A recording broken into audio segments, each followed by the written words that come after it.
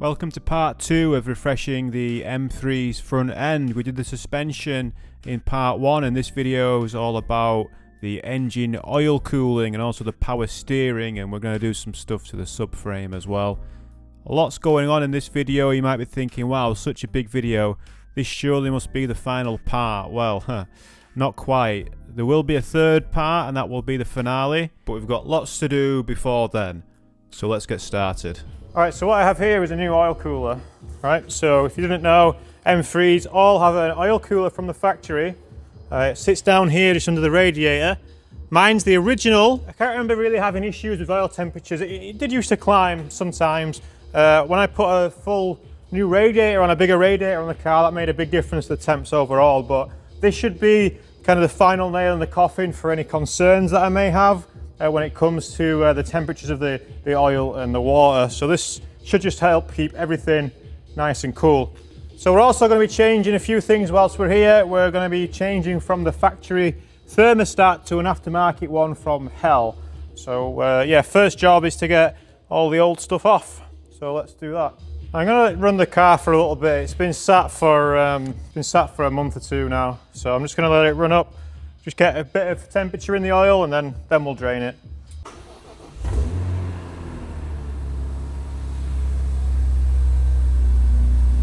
And the oil temp was only 5 degrees, but it's quickly going up.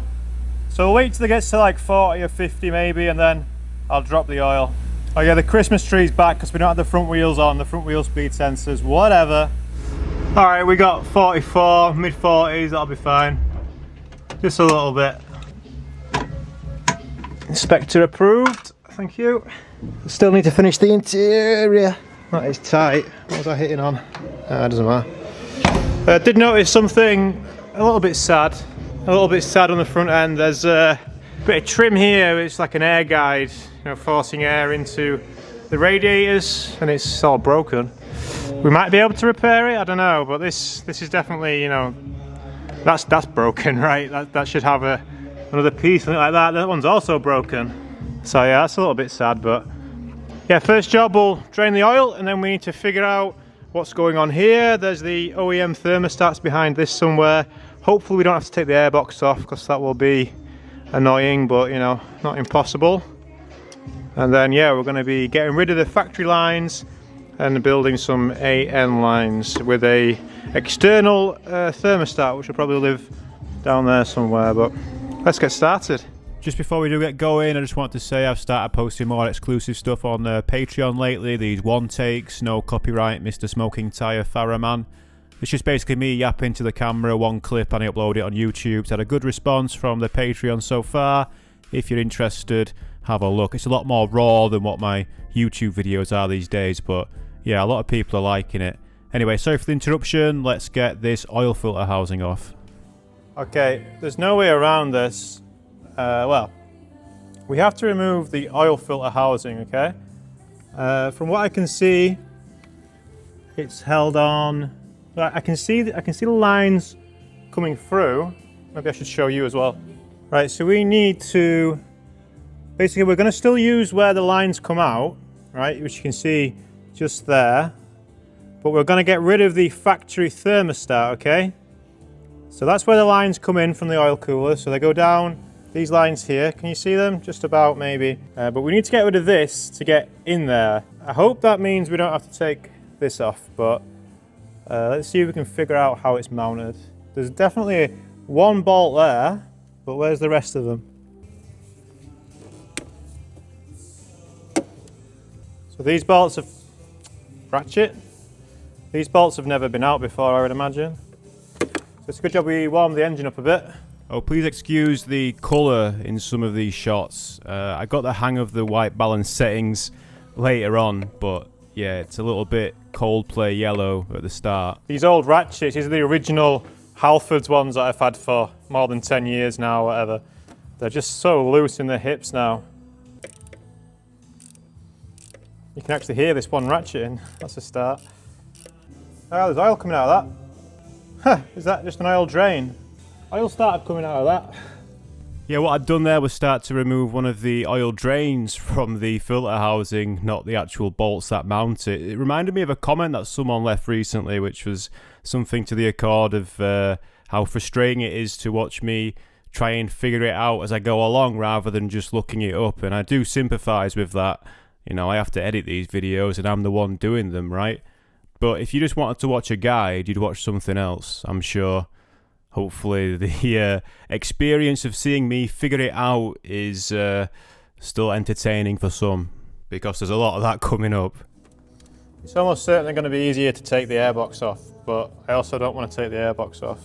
So there's another screw which is covered in crap, and that's underneath the oil filter housing. I'm guessing that's the main one, but there must be another, right? The one that I took out doesn't seem to be structural at all, so kind of regretting taking that out, but let's keep guessing and then we'll look up how to do it afterwards. The aux belt's in the way. I think I'm going to take it off. Probably wouldn't hurt to put a new aux belt on it anyway. I can't remember the last time I did it. Right, now I've got the belt off, I should have better access to that bolt. Doesn't mean I'm going to get it out though. Hopefully. I've got good news and bad news. The good news is I think I've figured out how to do it. The bad news is that we have to remove quite a lot of stuff to get to the bolts that hold the actual housing on. The two bolts that I was looking up here are just drains from what I can see. They're actually nothing to do with how the housing is mounted to the block.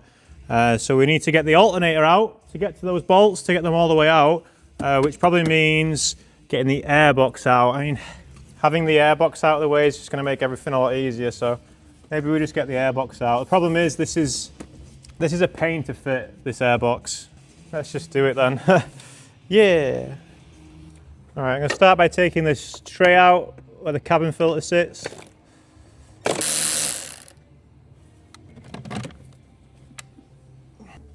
Take these breathers off. So if I remember rightly, I take these screws out. There's one missing, that's good. Then we can get the front part off, and then I can't remember how it attaches. We'll figure it out. I don't know if I have to take the snout off as well. There's like a little feed here, an air feed. I don't remember if that needs to come off. Some of you may remember this from the last ring trip. Rest in peace, of course, whilst we're here. Whilst the name's on screen. Sadly no longer with us.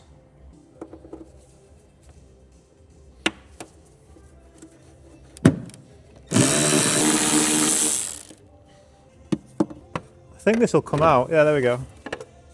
A bit of bending action, but there's my snout, look. Oh, we've got a sensor attached. Thank you. And one unplugged. What's that for? That'd be the old MAF sensor maybe? We don't use that anymore. So I've actually got really good access now on the alternator, so maybe I can... Yeah, I don't think we have to take the actual airbox off, so that's good.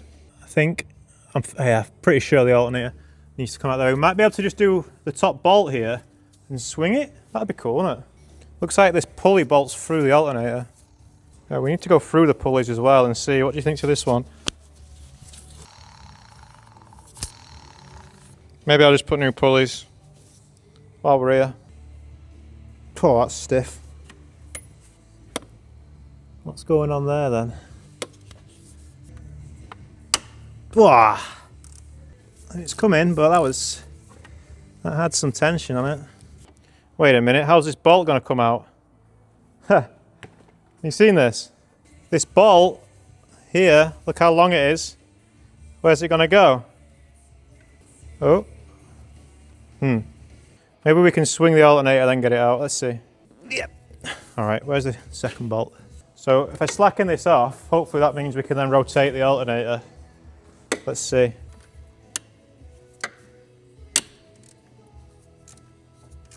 Okay, that's slack. So hopefully now I can rotate. Oh, there we go. Oh, let's just take the alternator out of the way. Can I see the bolts yet? Well, I can almost see the bolts, but yeah, the alternator's not going to swing enough. Oh, this might be a time. It's a special moment, everyone. What's a special moment? You know where it's coming. Maybe you know what's coming. This is the Parkside right angle impact, which gets used once in a blue moon because it's shit. But it might, every now and again, I find a good use for it. Okay, maybe not. Let's try it without an adapter.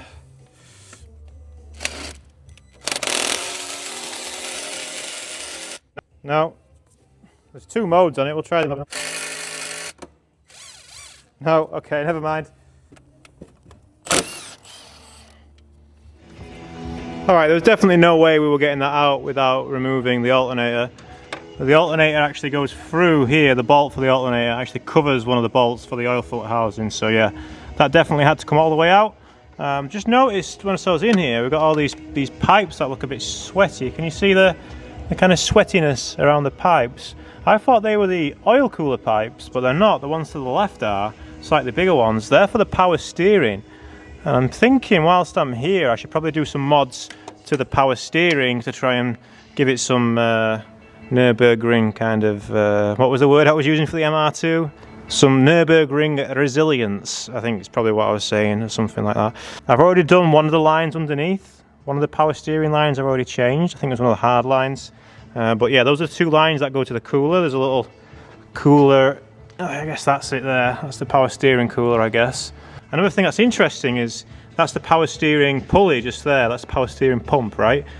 And it looks like that actually attaches to the bracket for the oil filter housing as well. So yeah, this is definitely a lot more work than what I thought it was going to be. All we're doing here is, well, we're going to take the thermostat out of it, right? And then we're going to be changing these lines. We're going to be fitting an adapter plate where those lines go in at the bottom there. We're fitting an adapter plate for AN lines, and that's all just so that we can have our external reservoir. We can use these lines with this oil cooler that we've got on the middle tray there. We can use the lines with that, but we're kind of doing like a little upgrade here, and then we have the option of changing the thermostat if we needed to. But yeah, let's carry on pulling parts off. Alright, I'm going to crack some of these bolts off while the engine's still got some heat in it. Hopefully it'll help them come off a little bit easier. But I mean, the last thing I want is for any of these to have a bad time coming out. Oh, they all cracked off, no problem. There is another one here, but I don't know. I'm fairly confident we don't have to do that one at the top. I think it's just these 4 at the bottom. Wrong. Alright, so I guess we should crack the power steering pump bolts off and hope they come off too. There's going to be nowhere for this to go once the lines are cracked. If the power steering pump's really just held on by these 2 M8 bolts. Oh, that's interesting. There's a little bracket on the back of it. So look, you're at the back of the power steering pump now, and there's a little bracket, one that goes off to try and hold those lines together, which it looks like it's not been doing that for a while. And the other one just holds it kind of in place, which is good news for us because we needed something like that. So now I should be able to take the rest of the bolts out. Oh no, we need to undo the actual lines themselves, which is a Allen bolt, like 6mm maybe. Could we be so lucky? Oh, that's going to break. I don't know how we're going to get that out. Certainly the airbox is not helping again, but we need either a really long Allen bit or maybe I've got some of those T-handle things. Got some of the Parkside specials, the imported tools. I just bent it getting out of the packaging, so that's how good it is. Maybe this will do it. Jesus! I don't need to be that tight.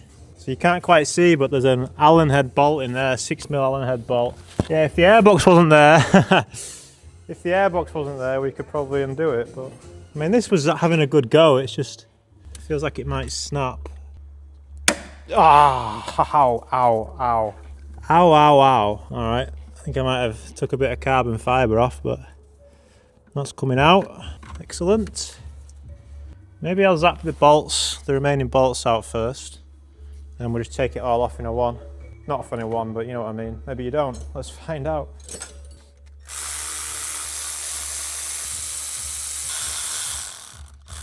Oh, of course, these bolts are different lengths. That's scary. Right, so are the top 2 the same length? Right, the top 2 are the same length. That's good. That means the bottom 2 are the same length as well. I think that should just come off now. Alright, I'm just going to put a bit of pressure on here and see if it just pops off. It doesn't. It's making the engine move. Okay. Why is that then? What else?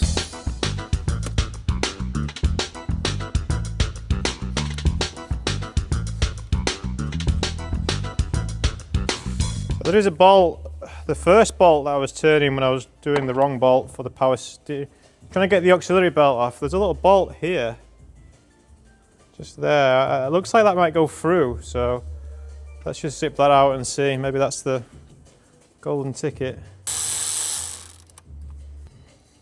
And that's another one that's not going to come out anyway. I don't know what else is holding it in if it's not that. There is a 13 up here, but I was under the impression that it was only...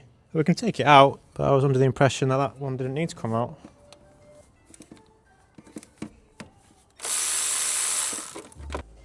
Alright, it's moving now. Hope this is not where we find out that the airbox does need to come off.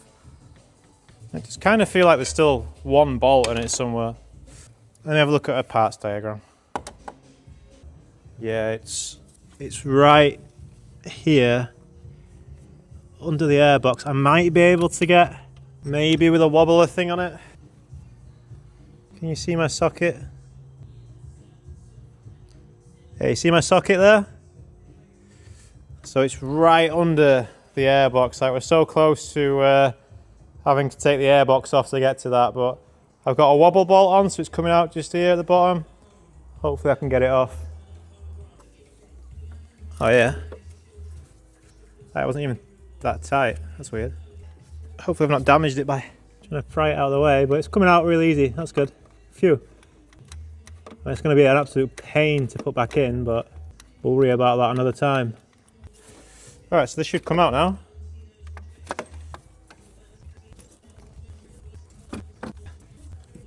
Ooh, an O-ring.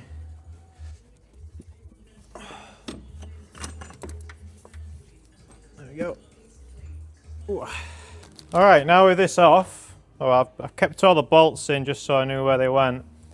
But hopefully I can just tilt this a little bit. Hello. So I didn't have to take that screw out. That's one that I didn't have to take out, but yeah, these other ones. We could put this in the parts washer. I was thinking, do I clean it up while it's out? But yeah, having soapy water run through where the oil is, I don't know if that's a good idea. I'm just going to do something which might seem a bit dumb, but just so I don't forget where these bolts go. Because there's 3 or 4 different sizes here.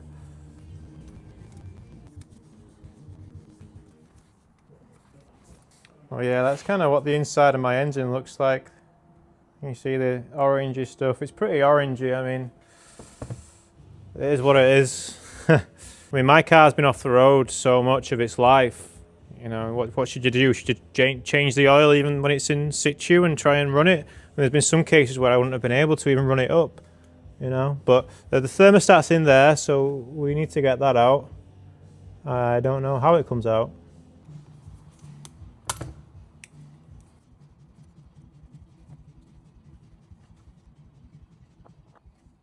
Okay, that's one thermostat. So the idea is you fit this little blocker in there, right? And then its default position is just open. I don't know. But yeah, we put that in instead. I don't really know how it works. I'm trying to figure it out. To me this looks like it's blocking stuff, but let's just presume it's not. Alright, so I managed to find a bit more information on this. What it does is it forces the oil to go into the cooler, right? This forces it, so there's no way of going around the oil cooler. The oil must go through the oil cooler now, whereas before, even with the thermostat open, oil could still not go to the cooler essentially, right? And this basically forces that. So even with a factory oil cooler, this could be a very good mod. I mean, I'm doing both things, right? This should really be good for our oil temperatures, although I did find someone claiming that it puts too much strain on the oil pump, which is maybe something that we're not going to consider. I got the snap ring back in there and it's happy, I think. I mean, we don't want that coming out. I've just realised though, I've not bought something which I needed to buy. So on this side, so this is where our oil lines are going to connect. So I have a plate here, an adapter plate, which is going to screw on, and what it's going to do is allow us to run AN lines, right? So there's 2 little O-rings on there as well. This is from Torx in the UK. Yeah, so we'll put out, but anyway, the problem is I should have ordered 2 of these because this exact same fitment is on the oil cooler side and I only bought one of them. So I've just ordered another one, but I mean, it's Christmas Day today, so it's going to be a little while before anything arrives. I do have paranoia now that there's an oil ring missing, so that's good. Does anyone get anxiety when working on... Well, just when working on cars, that's the only time, honest, I swear. No, there's definitely O-rings on both of those, okay. It's probably tight enough, isn't it? I mean, really don't want that coming out, but... You know it's tight when it starts deforming. Now the other thing that I might as well do while it's out, I undid these screws, right, thinking these were the ones to get the... Yeah, I should have looked it up. But let's change those washers. Oh no, I don't have the right size. Oh no.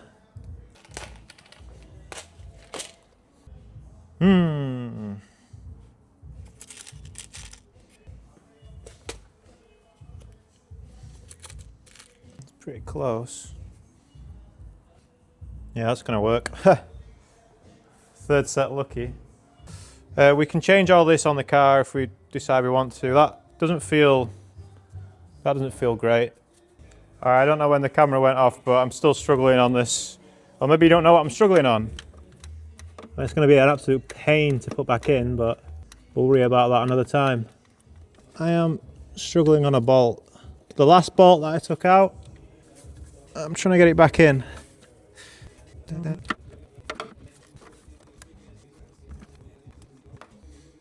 Alright, I've got it nearly tight, that's good. Just get everything else nipped down a bit and then we'll start talking. Okay, cool. Fuck. Can you get onto the one that I spannered as well now? Alright, so everything's tight. I'll put on screen how long I was stuck on that for. It felt like longer, whatever it was.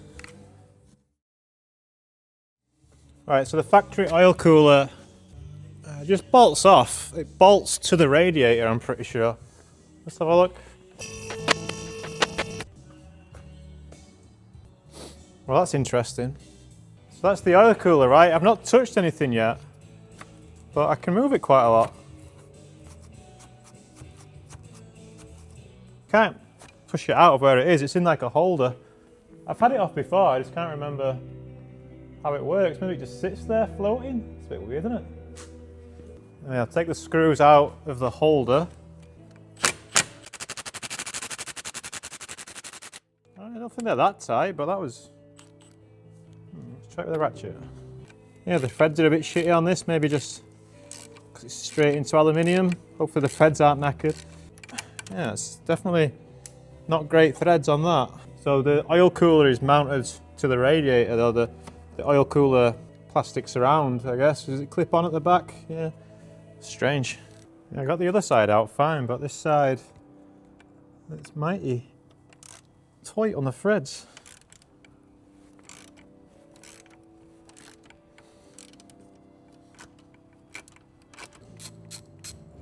And the threads don't look terrible, but certainly nothing to write home about. So it looks like this might just slide off now. Uh-oh. Definitely should have done this on the car. Oh, you didn't see that. That was interesting. All right, so what was interesting then when I took this out is it did the radiator dust of death thing, where like bits of aluminium just fly about. Don't know if you'll be able to see this, but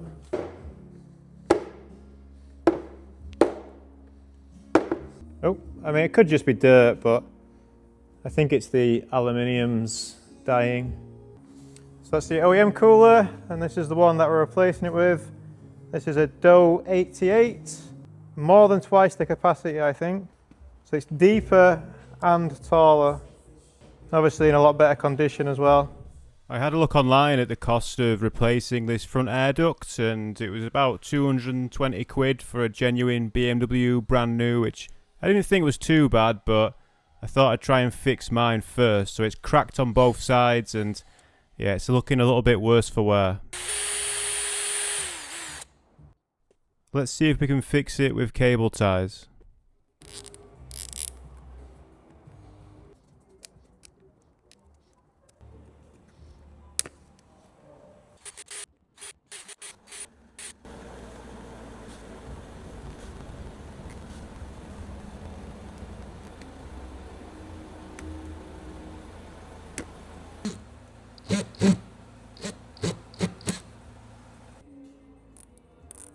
I think these stabilizers in the middle are just trying to stop the bottom trying to sag. It's trying to stop it from sagging probably at speed. So a little bit of support there with some longer cable ties. I don't know, in my head that made sense.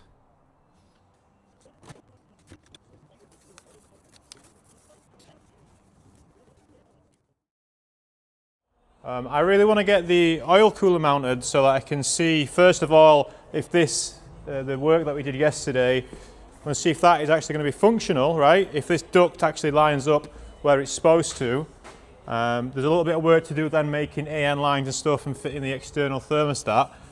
If you've been following this channel for a while, you'll know that we're quite keen on a helicoil.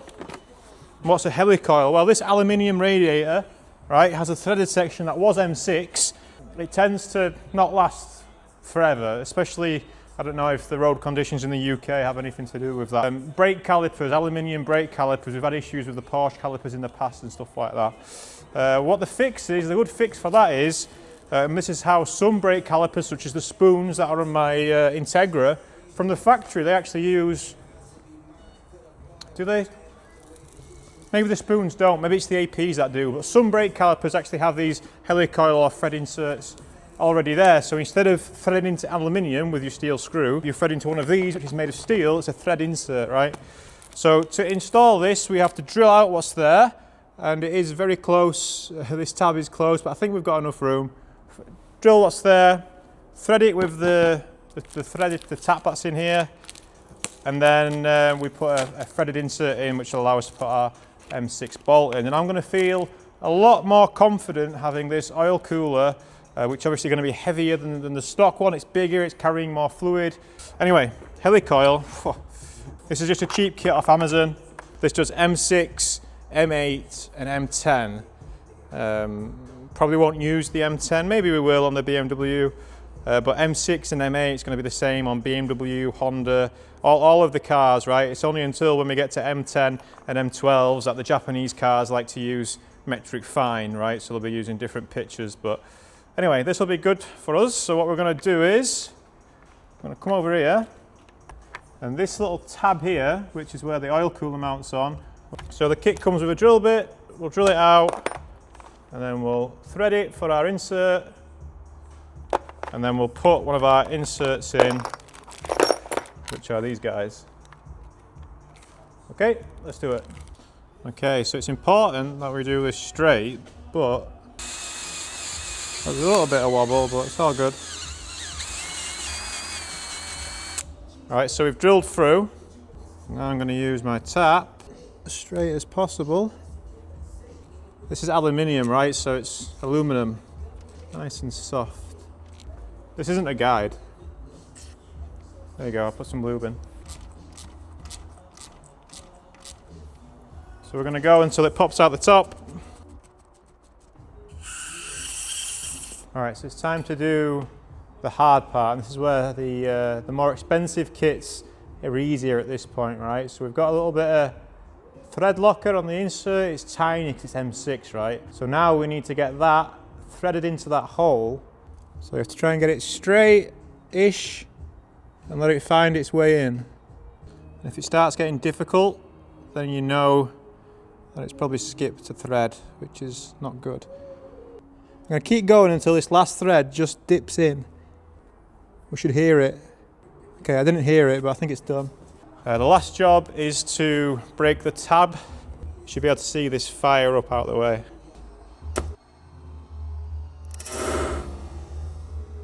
You might not have seen it, but it's on the floor. All right, so I'm not going to put any force on this, but let's just see if it screws in nice. So far, so good. All right, so we'll leave that alone for the glue to set. I'll go and do the other side, but that's a helicoil.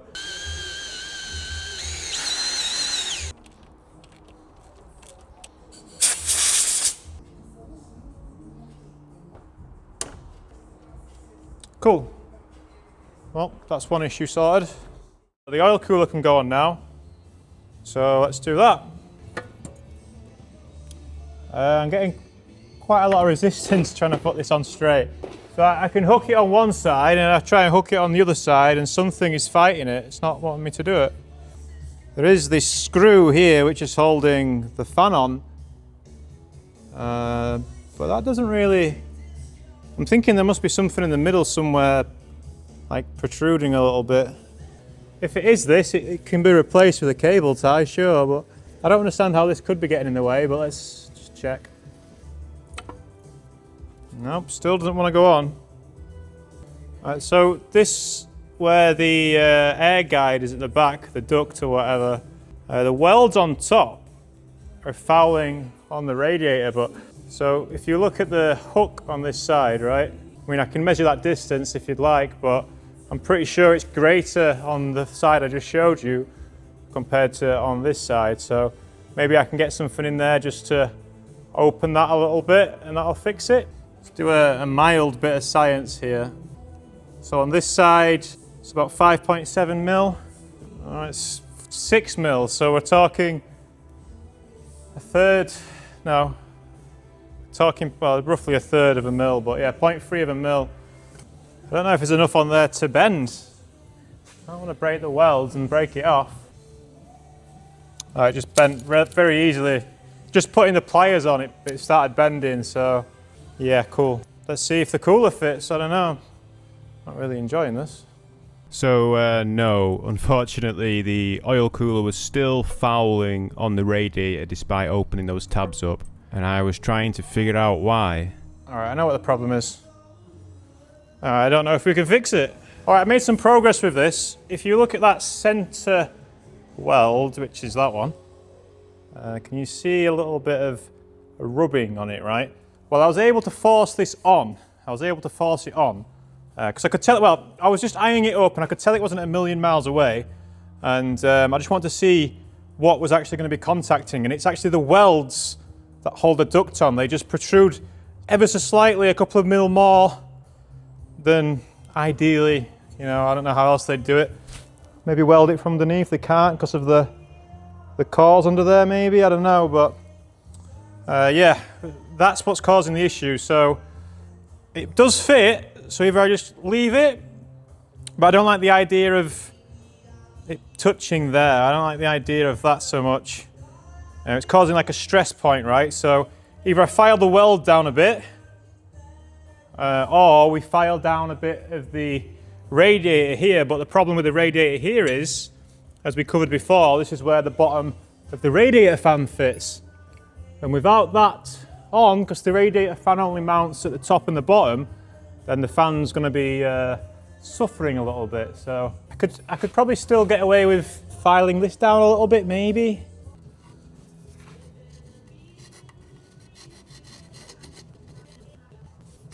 This should fit nice now. It's hitting on this one, it's further down now. Right, just to save a little bit of time on this video, yeah, I had to file away on each one of those weld points for the ducts on the oil cooler. So it was either file down the welds or file down the radiator. It's not the radiator core, it's just like the frame of the radiator. So yeah, a little bit of modification required, but I got it installed in the end. Let me just keep filing and then I'll bring you in, yeah? We're going to move on to the power steering now. So remember me saying at the start that the power steering pipes were sweating? Well, I decided that it'd be a good time to replace them all. We're going to start by disassembling the power steering system, and I'm going to try and take it all off complete because that seemed like a good idea at the time. I'm just taking the steering UJ bolt out. I'm thinking it'd be nice to take all the power steering out in one. I don't think I'll be able to, but mostly complete so we can have a good look at it. So I'm hoping I can just take this bolt out and then wiggle the UJ off. Well, this is the splined part. Well, the bolts for the power steering pump The reservoir, sorry. The reservoir! Look like they're going to be a twat to get to, so let's see if I can get to them first. Oh, they're actually very easy to get to from up here. I was a little bit worried. So that's the power steering reservoir. Actually, you can see everything a lot easier here. Maybe I don't need to take everything off. The issue is these lines are swelling, right? They're old hydraulic lines and they're sweating. We don't want that. We don't want them to eventually fail, right? So, it's got like a weird compression fitting on the cooler side. That's tight. Any pecs? Thank you. Any pecs? I'm just going to suck as much fluid out as I can. Well, it's the right colour anyway. Right, I'm going to try and undo these quick connectors. Bear in mind they've been on the car for 23 years or whatever it is, 26. It's been on the car for a while, you know, so they're probably not going to want to come off. Does anyone know how that works? What do you do, press it in? It's like a fuel line, right?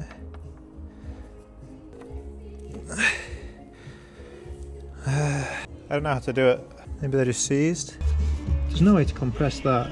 Basically, if we get a tool, this will be a lot easier. But getting a tool might not be that easy. Basically, this needs to go up, the metal part needs to go up, and the clip needs to go down. That crud needs to come out.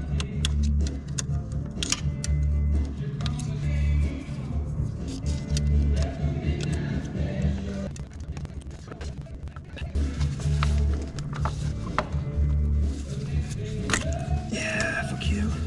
Fuck the tool. Right, I spent a good half an hour trying to get this second one undone, right? I was quite keen to take it off properly, but it just wasn't having it. I don't know what to do. How long was that?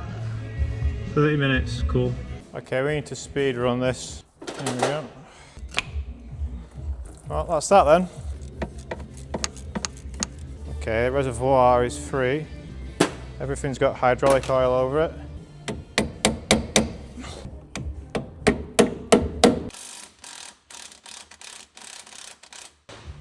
Steering rack nut unbolted? You taking the piss? This is one of those BMW moments. Looks like it's a 15 bolt head and a 17 nut. Yeah, sure. Power steering pump. So look, you're at the back of the power steering pump now, and there's a little bracket.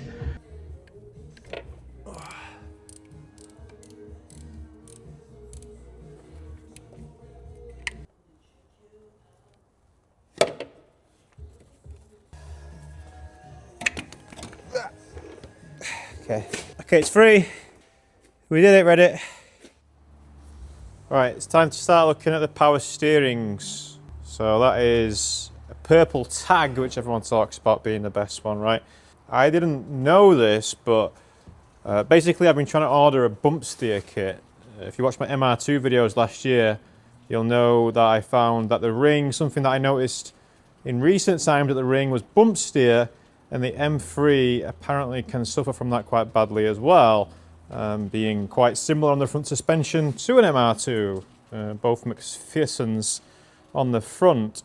Anyway, I'm in the middle of ordering some outer tie rods, which are a bump steer kit, right? So you've usually just got extended ball joint steer. That's normally how they normally get around that, right? And I thought it was a full kit where it comes with inner and outer tie rods, because these inner tie rods, yeah, they're absolutely rotten. This side's not too bad, but they are stinky. And think about how many alignments I did on my MR2 last year when I was fiddling at the ring. Well, I don't want to be dealing with that, do I? No, I don't. So we're gonna whip them off anyway. We'll give the rack a bit of a clean, and I'm also gonna this high pressure hose. We're gonna have a look at that because it's starting to rust already in a few areas. So we may as well just throw some paint on it to try and stop that rusting completely. First job. I think the first job we should do is get the boots off, get the tie rods out the way.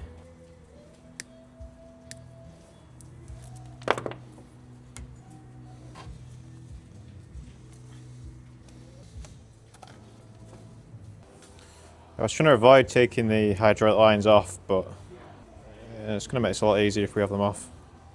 Only because I don't think I've got washers, but I should have washers, right? I should buy some washers.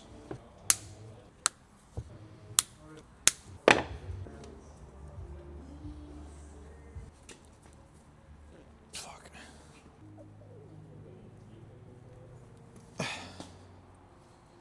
Right.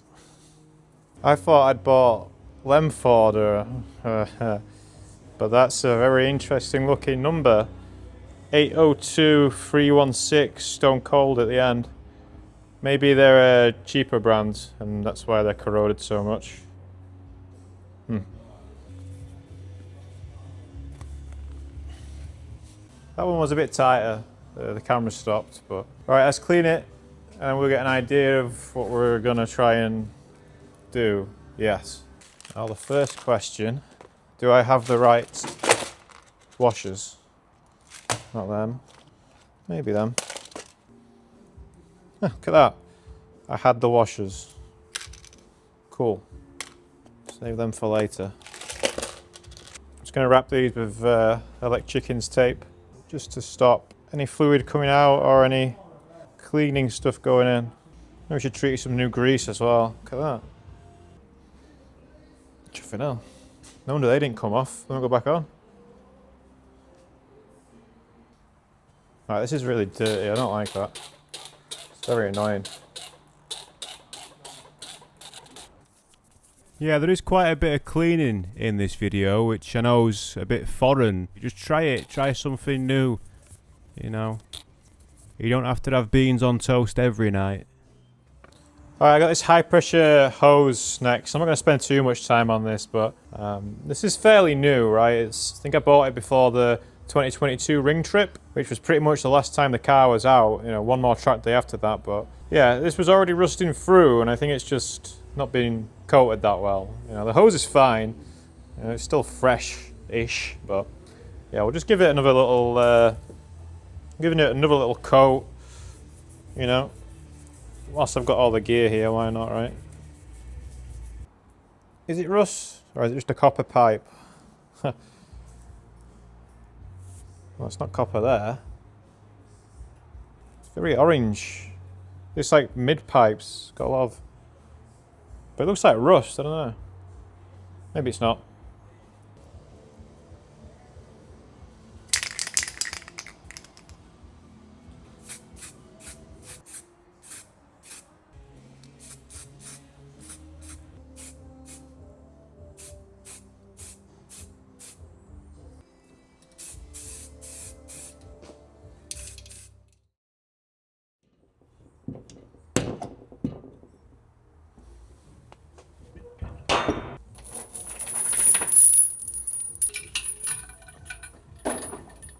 Alright, so the goal now is to remove the front subframe, yeah? So we want to remove the front subframe, but what sits on the front subframe? The engine. So we need to brace it. There's a nice hook here. We need to brace it so that when we undo the subframe, the engine stays happy. It's iron block, it's a heavy engine. This plate mounts to the water pump housing, to the, let me show you this.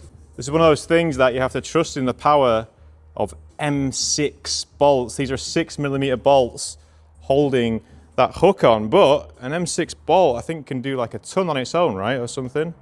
And there's 4 of them. But yeah, the issue is, right, can you see how that plate is not straight? So if I pull down on this now, it's going to want to topple a little bit, right? But there's some screws in the side here where we can adjust that.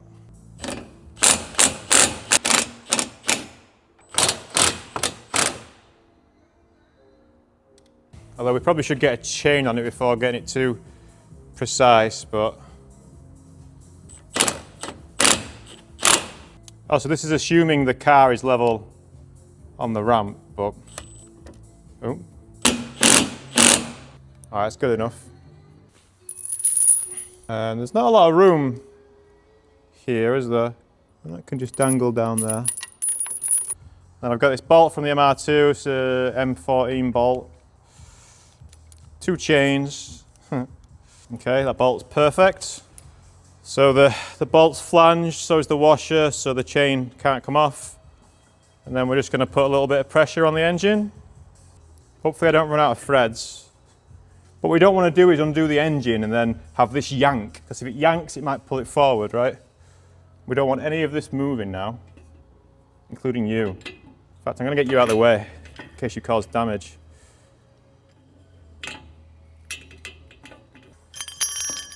Alright, we should be able to undo the subframe now. Okay, so we're under the car. I've got Jackie Tran. He's not been in this video yet, has he? I can't remember, I don't think so.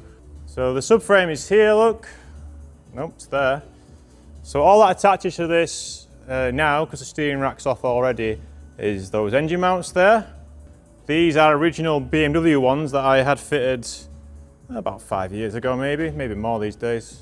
But the car's not done a load of miles since then, but I did buy some, I think they're half poly, half something else, like some stronger engine mounts. Maybe I'll hate them. I hated the gearbox mounts, but we'll try them and see. But yeah, to get the subframe off, there's just these 4 bolts, 1, 2, 3, 4.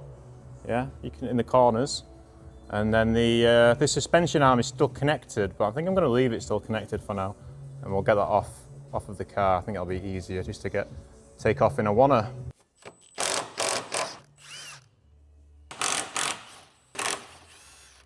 So the nut on top of the engine mounts feels like a 17. It's going to be very hard for me to show you this. Well, I've got onto it, but I don't have the strength at that angle. I need to come down a bit.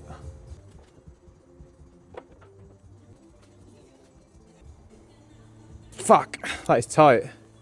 Fucking hell. That is really tight. Oh, that sounded good. This could be tight because the weight of the engine's on it, but maybe we give Jackie some love as well, might help us. I think the chain's tight. Okay, I got it loose. I don't know how much of that you saw, but this one's going to be even harder. Oh, I can see an Achtung message. Warning, warning. Something to do with an accumulator? Hey.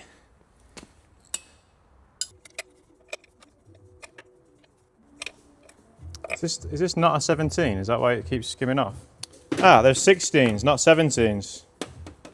Well, that might help. Let's see if we have more joy with the right size.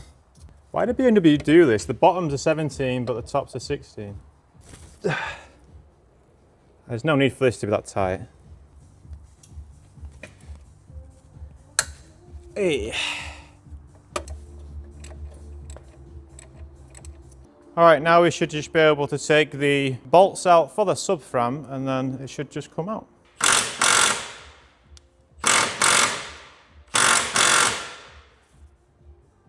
Oh, my ears.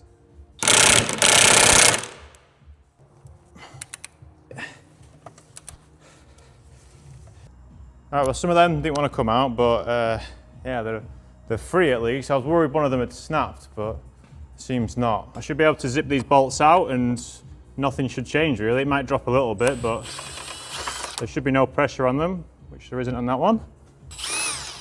No, dropped a little bit, but nothing crazy. Oh, there's copper grease on them bolts. Maybe that saved us. I don't know, they seem really tight.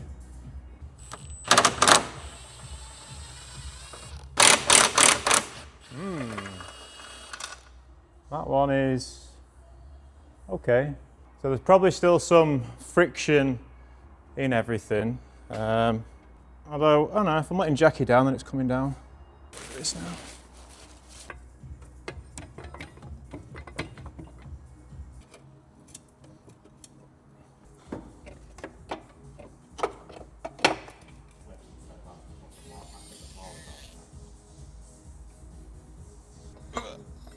Oh, Jenga.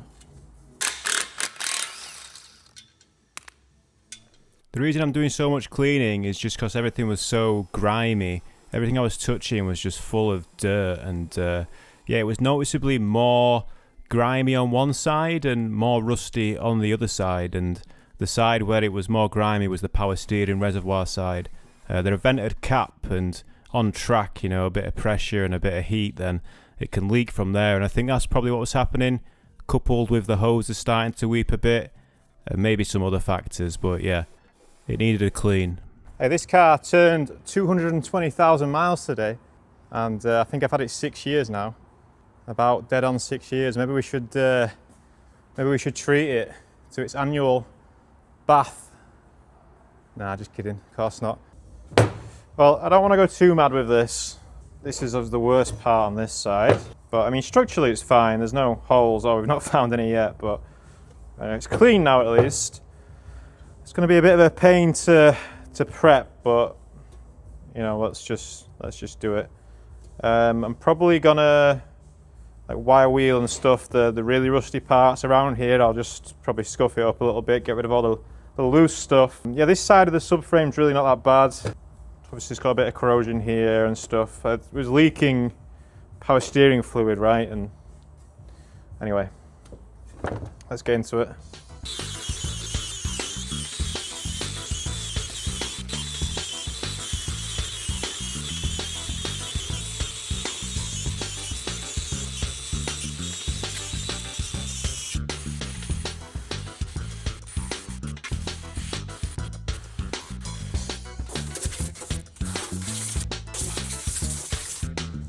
Okay, we are prepared, almost. Just need to do a little bit of masking. Oh, I'll degrease it first. I mean, it's pretty clean. I've put this clean cardboard down as well. I'm gonna change my gloves. All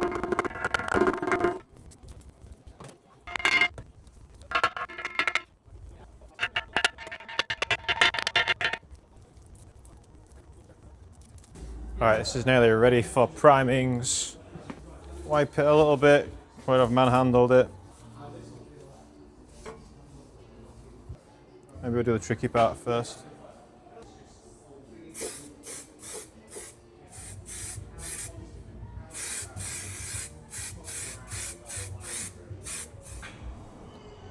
Seven degrees, close enough.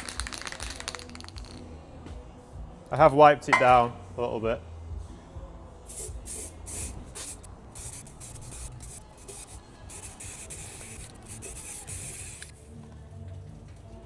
What's a good way to release the Kraken?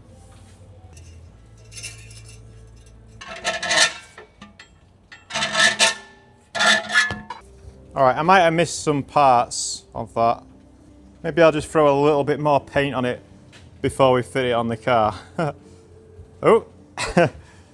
Alright, I mean that method was flawed, but you know, we got most of it done.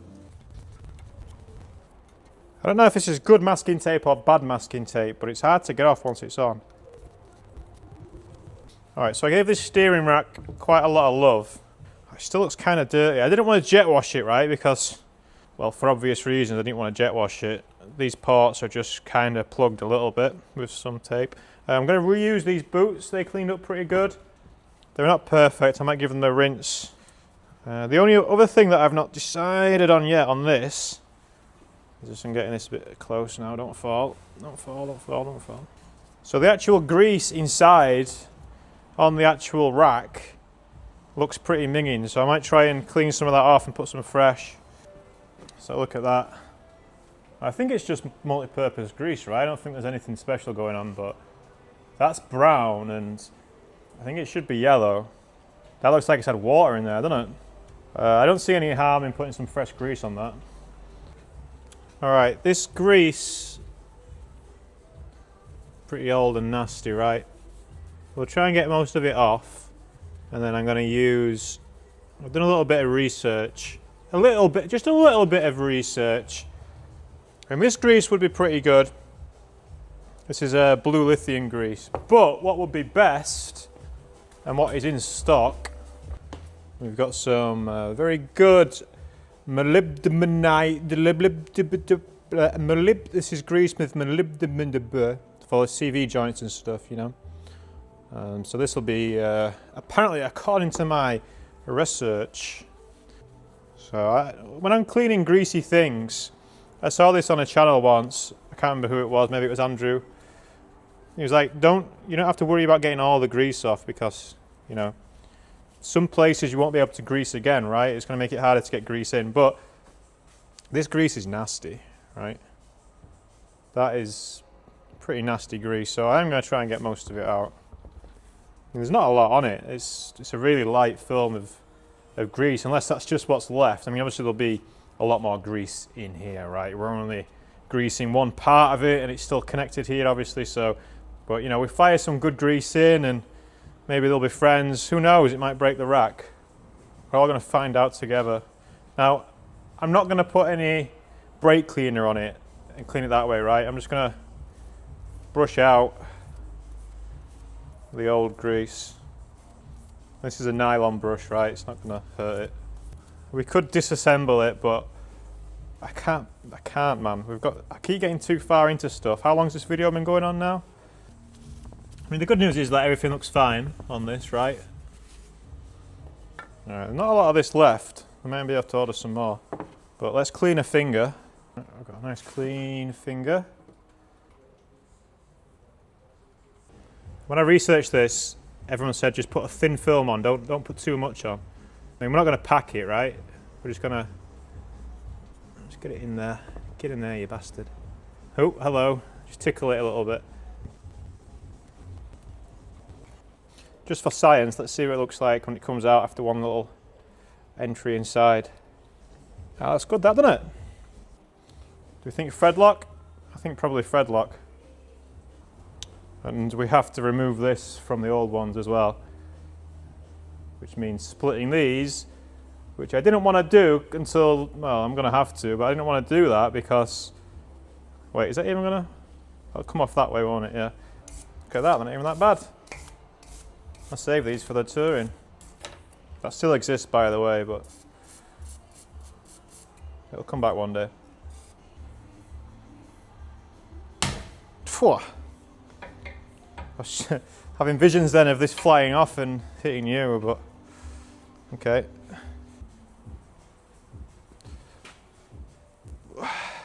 Oh, is that copper grease I can see on the inside?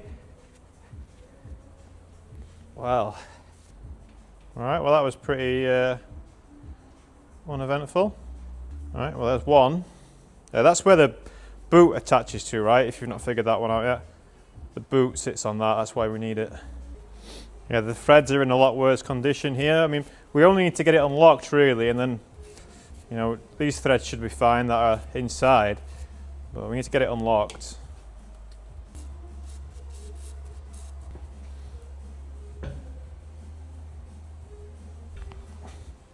Oh, okay. It was actually easier. All right, well the lock nut's off. That doesn't necessarily mean that this is going to turn inside.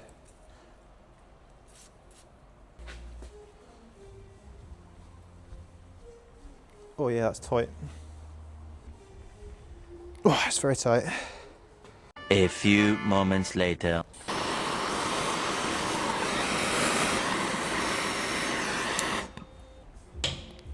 No, it's just the jaws of the spanner flexing.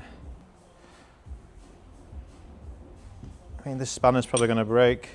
This is a cheap, nasty spanner, you know, it's nothing special, but...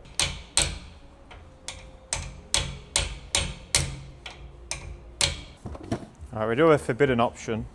There's no real flat part for this to grab on, but these are pretty good. Regardless, record, made in England, I think. Drop forged steel, probably of Sheffield. Yeah, it's moving. Jesus Christ. Imagine trying to do that on the floor. Think of all the time we spent at Vulcan Alpha with the MR2. Just going to see if that collar will tap off a little bit. That might relieve some pressure. Yeah. Okay. Yeah, that was really on there. Alright, I've cleaned the shit out of these. And I've spent so long now just trying to make sure there's no water inside, there's no moisture inside. We don't want moisture in there, right? Maybe having a proper compression fitting rather than a zip tie, cable tie would be better, but yeah, it should be all right, I think. I don't want to keep blasting them with the compressed air because I don't have a water filter on that, so. Or I could put these in my footwell, drive home, which is about an hour, and then when I drive back tomorrow, maybe they'll dry out fully. That's an idea. Yeah, I think I'm going to do that. Double safe. It's so cold today. It's so cold. Oh, happy Valentine's Day. Yeah, happy Valentine's Day, guys. Happy Valentine's Day. Anyway, these have been drying out in the footwell. They're looking pretty dry now. No issues there. I bought a tool to do the inner tie rods so we can torque them to spec. Well, if it isn't the sign of quality tools, hell yeah. That is way more substantial than what I thought it was going to be. Look at this. Look at the girth on that. This is a inner tie rod tool, right? That's the quality that you pay for. Look, can you see this one's got a nice nick in it, right? What this is going to allow me to do is put a 1/2 inch wrench, a 1/2 inch torque wrench for that fact, on the end of here, slide this over. You can do it when it's on the car, right? That's the point. You want to do it while it's on the car, but in this situation, all I bought it for, it was only 30 quid or something, not the end of the world. It's just so that we can tighten our tie rods to the correct spec, which is 76 newtons, no, 100 newtons, 76 foot-pounds. So I'm going to put some red Loctite on here, well, it's not Loctite, but I am going to put some sealant on the threads because, you know, I don't want to do this again. I don't really want it coming off at the ring either. Just notice this isn't actually threaded all the way around, look. You see, it's like got 3 grooves, got 3 parts of threads. That's interesting, isn't it? Okay, you happy? Okay, I'm happy. And we set the old torquey wrench to 100. Keep it 100, they say. This is newtons. Then we insert this into the flashlight. Oh, it has a lock. Thank you, kind sir. So that's locked in. We slide this over the shaft. You could use a crow's foot spanner as well, but the right size crow's foot spanner bit for this, which I don't have, was about 35 quid, which was the same price as this tool, which I can use on other cars.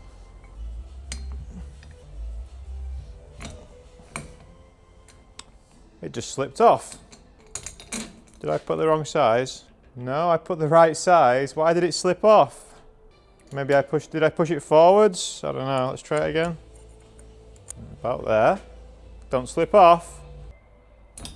It's slipping off. Oh, what the fuck, bro? Why are you doing that for? There is another size. Oh, hang on. I think I might have been using the wrong size.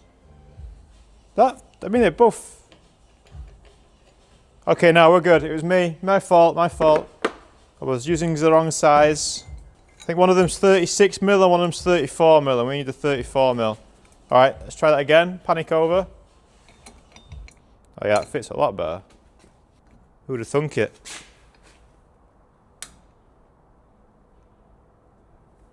Try and keep it straight. There you go. And in typical China fashion, it has now got a little bit stuck, but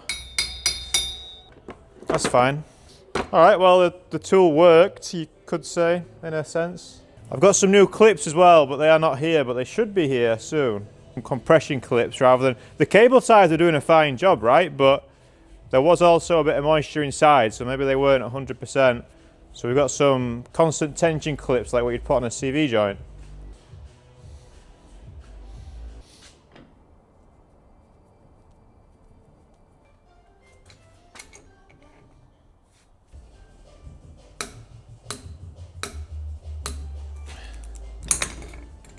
Excellent. Yeah, good tool that, if you use the right part.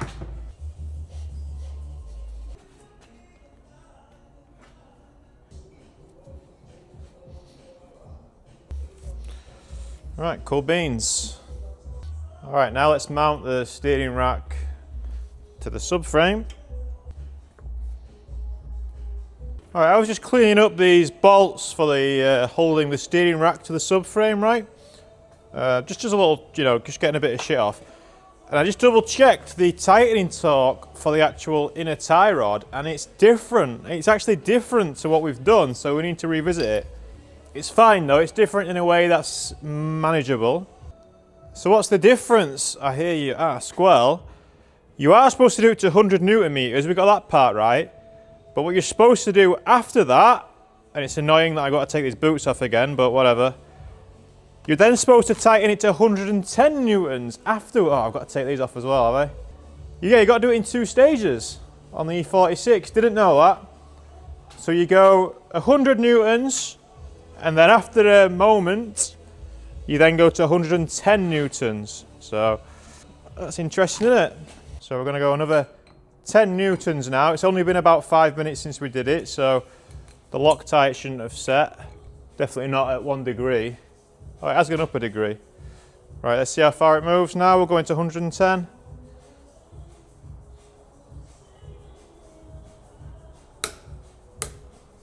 Did it even move? Here's something slightly interesting for you to think about, to engage you in the video. When we remove these bolts that hold the steering rack to the subframe, they were installed that way. Alright? So if one came loose, gravity would take over and that would no longer be attached, right? So let's go this way, surely. Is there a reason why that was like that? I don't think so. And these are locking nuts as well, the BMW spec locking nuts, which actually aren't rusted away, which is probably probably had something to do with all that power steering fluid that was out all over the shop. But anyway, 42 newtons on these. Yes, we're torquing everything up. Unfortunately, this is a painted surface, which someone, I mean, we masked up most of the surfaces, but I'll have to go around the car and just check torque specs and stuff. We can put a bit of paint or a bit of torque checker on it to see if it comes loose. I was going to put some washers on, because if we put washers in between, even on the flanged bits, right, it should avoid that issue that you have when you paint stuff and then the flange wears away the paint, right? If you've got a washer there, that shouldn't happen. But these bolts aren't really long enough for that.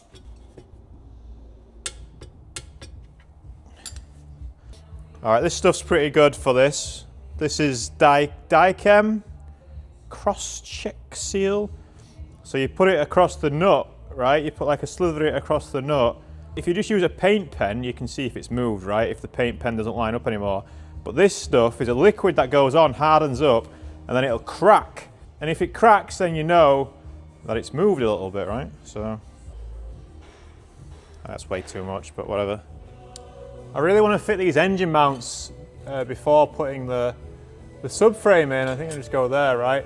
The issue is they're using a bolt head here, but that locates onto the subframe, and also it can do this a little bit, so maybe we'll just get the subframe something like, I don't think we're going to be torquing these to spec. We'll just have to do them tight and hope they don't come off. Let's just do the subframe. So the only tricky part here is probably going to be getting this UJ where it wants to be. I did paint mark it, but I mean, we've moved the rack back and forth that many times. Even if I do line up the paint marker right, we still could be a full rotation out of. I mean, we're going to do the alignment and everything anyway, but it's just, you know, where's the steering angle sensor going to think it is?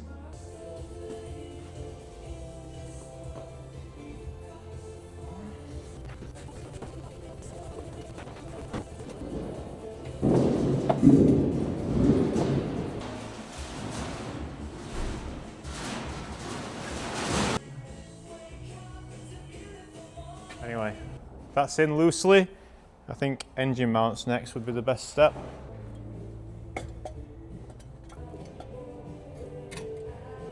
Unless I'm being thick, I don't understand how this is going to go in there without dropping the subframe more. You've got a stud at the top and a stud at the bottom, and currently I can't get either of them in. So I think we need to get Jackie Tran back and drop that down. That'll make it a lot easier.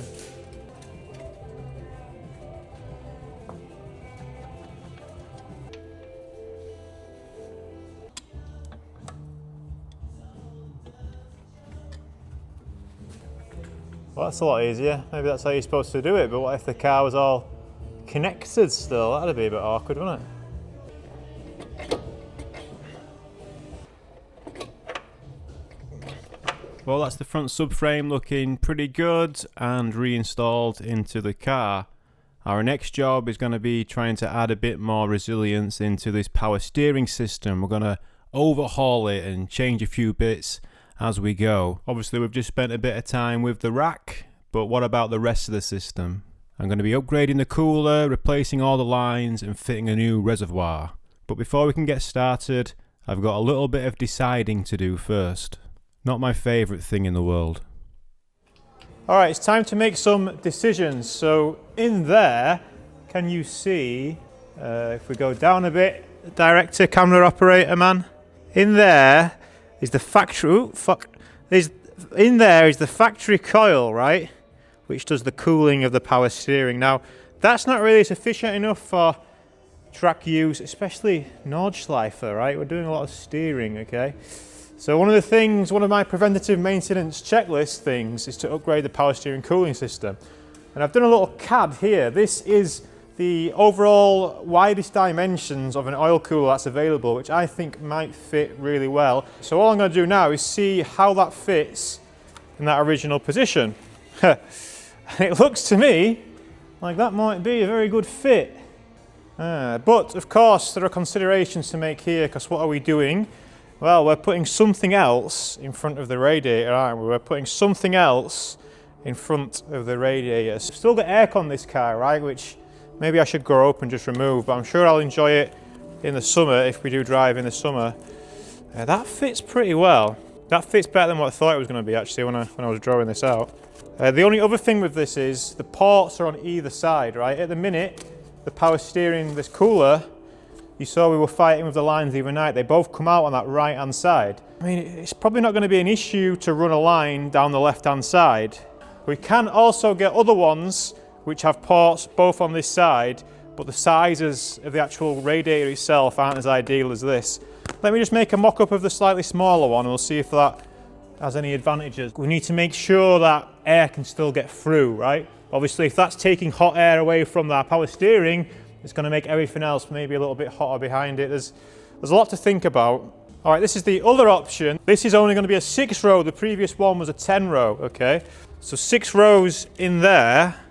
I mean, it does fit nicer, you could say that for sure. There's some pegs, I don't know what they're from. There's some studs sticking out where something used to mount here. What have I removed? Oh, there used to be a pusher fan, right? There used to be a pusher fan for the aircon. That's no longer there. That was removed a long time ago. The 6-row definitely does fit better. The 6-row definitely does fit better. It's a lot smaller unit, and I think that would be sufficient. It would be sufficient in cooling the system, and also has the added benefit of not taking up too much more room. All right, I think I've made a decision. I don't want to shock anyone, but I think I've made a decision. I think it's going to be this one. This is still over 2 meters squared, so the surface area is going to be pretty good, right? Compared to the coil that's on there. I mean, a lot of people still run with this coil. You know, we're trying to do longevity, right? I don't want any problems once this is installed, but I think this will be more than enough. This will probably be overkill and harder to package and more restrictions on the air going past. I think I can tuck this in pretty neat so that, you know, you might still be able to see it, but whatever, it's not going to block up too much of the rest of the radiators going on. We've got a bigger oil cooler going on as well, so engine temperature and everything should be a lot happier. We need to finish this off at some point, small tangent, but the oil cooler radiator, hello, excuse me. The thing with power steering cooling, right, it's one of those things that everyone's always like, well, I've never had a problem, you know, but no one really checks it that much, do they? That's the one that I was running on the Civic forever down there, that little boy, you can't even see it. So that little lad, that was on the Civic for like a full race season. That's 7 rows and 115 mil, I think. So about 40% of the surface area of what the one is that's going to go on the M3. But obviously it's a lot lighter car. It was only doing 15-minute races mostly. And yeah, I never had any issues. Oil cooler is looking very nice on that. We need to get around to this soon. But yeah, on the E46, the car is a lot heavier. We're going to have a lot bigger tyres. Everything is just working that bit harder, and probably we'll be going a bit faster as well, right? So everything's going to be working a little bit harder. And how do you know when you've actually got issues with your power steering? Well, normally you don't until you do, and when you do, it's usually quite bad. So I'm just trying to add some longevity, right? We're trying to do like we did to the MR2 last year, we're trying to do the Nürburgring spec stuff, and I think, yeah, even just that little cooler, because it's so wide, like I say, over 2 meter square, still, you know, more than double what I had on the Civic. I think it'll be absolutely fine. Right, I'm just gonna guesstimate roughly how much AN line we'll need, and order more than that, obviously. So it's gonna be about 800 mil to there. Probably less. We could probably get away with 2 meters. We'll get 3 meters just in case. Okay, jobbed. What else do we need to order? I think that's it. Maybe something to mount it with. I'm hoping we can figure out the mounting ourselves. There's 2 really good mounting holes here. This is where the fan used to mount. I'm hoping I can just use them somehow, but we'll get to that. Oh, of course, we need to remove the old power steering. I think the easiest way to do that, looking at this, is probably going to be to remove the headlight. My headlight washers do work. If you've been watching the channel for a while, you know we spent a bit of time fixing these back in the day. The question is, can I remember how to disconnect them? Okay, it disconnected itself. Ideal.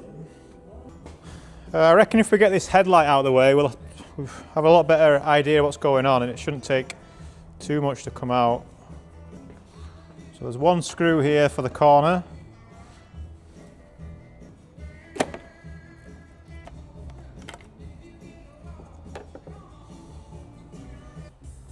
I've never had the headlights off before. We'll do the bottom ones first.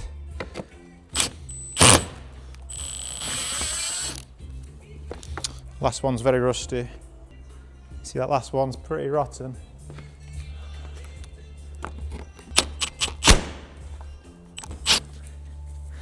Excuse my nose dripping, it's very cold. I don't know if you caught that.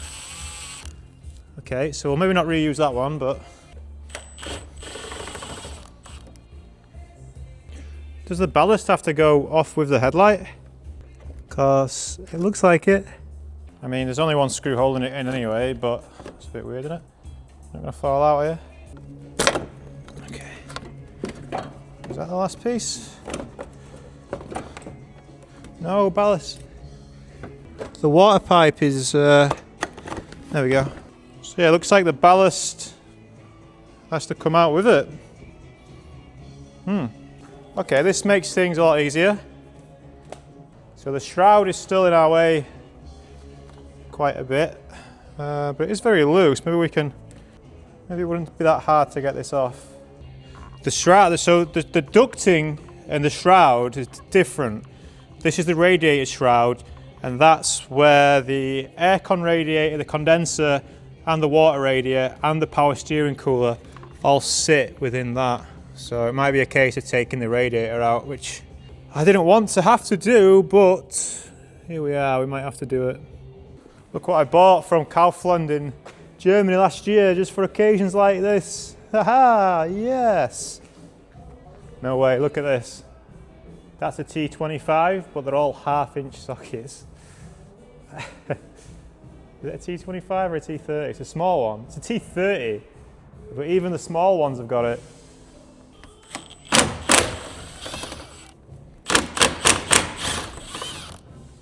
There's some screws on the side. Let's see what happens when we take them out.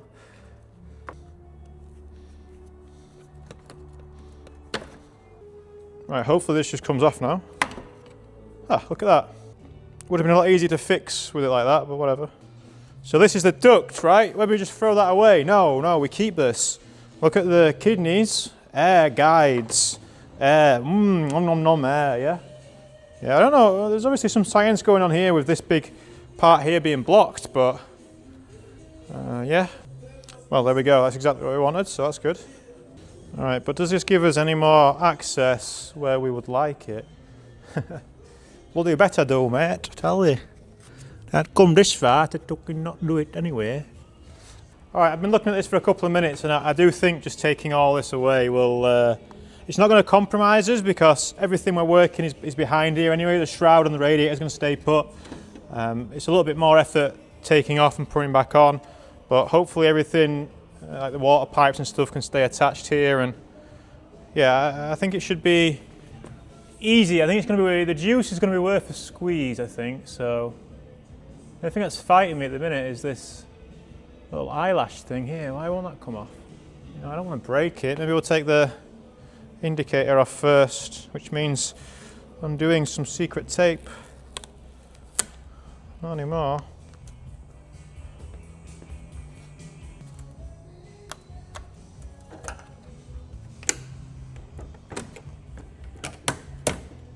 Hey, I really don't want to break this.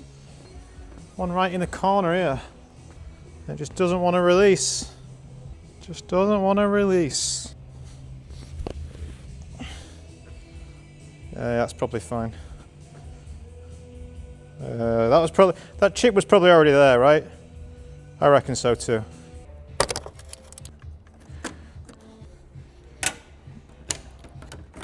Okay. Hello?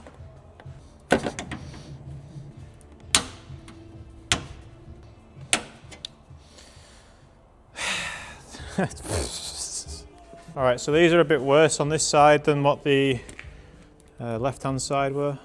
So I'm going to try and take a little bit more care. These are my favourite Draper sockets, which they're really good at getting stuck stuff out. I don't know if you can see that. Sorry if it's not in focus, but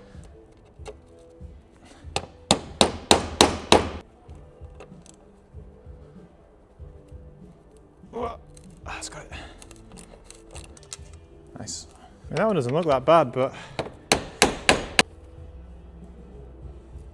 okay. So obviously there's going to be a few things in this video that I need to speed up. Getting this headlight out, judging by the time on the camera, took me 18 minutes. 18 minutes. All the screws were out by that time as well. This was just getting the headlight out because the water pipe was stuck and I couldn't free it. I ended up having to go right around the back end and disconnecting the pipe at a weird spot and lifting it out in one. It was a pain in the ass.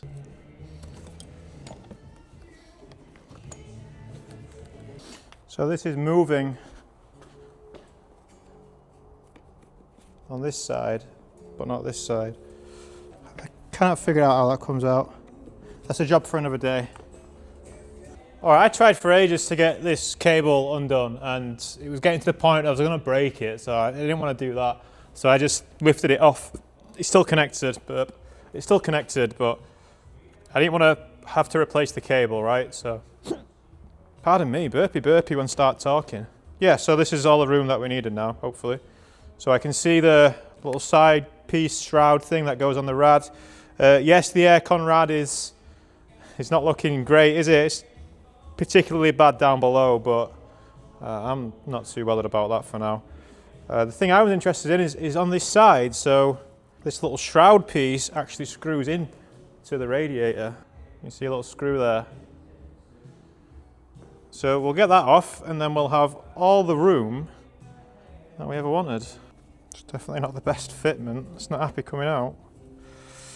Oh, it's not really not happy coming out. Oh, the weight of the radiator was on that. Yeah, I think this was just from me fiddling around rather than the weight of the radiator being there all the time. It has a little tab that it sits on the chassis leg normally. I'm pretty sure I just caused that problem for myself, as per usual. If you've noticed, right, some of my older videos I just work on stuff, but I'm trying to show you it as I go along now. Look, but you can't even see it anyway because it's not focusing. But there's a little plastic clip holding the aircon side. I think with that out, I'll be all right. It's not happy. Don't know if it broke then or came out, but it's off now. Okay, so look, that's free, that's loose. There's a little bit more going on still, but that's all we need. The radiator's hanging now, and there's a bit of tension on the hose here, so I'm not very happy about that.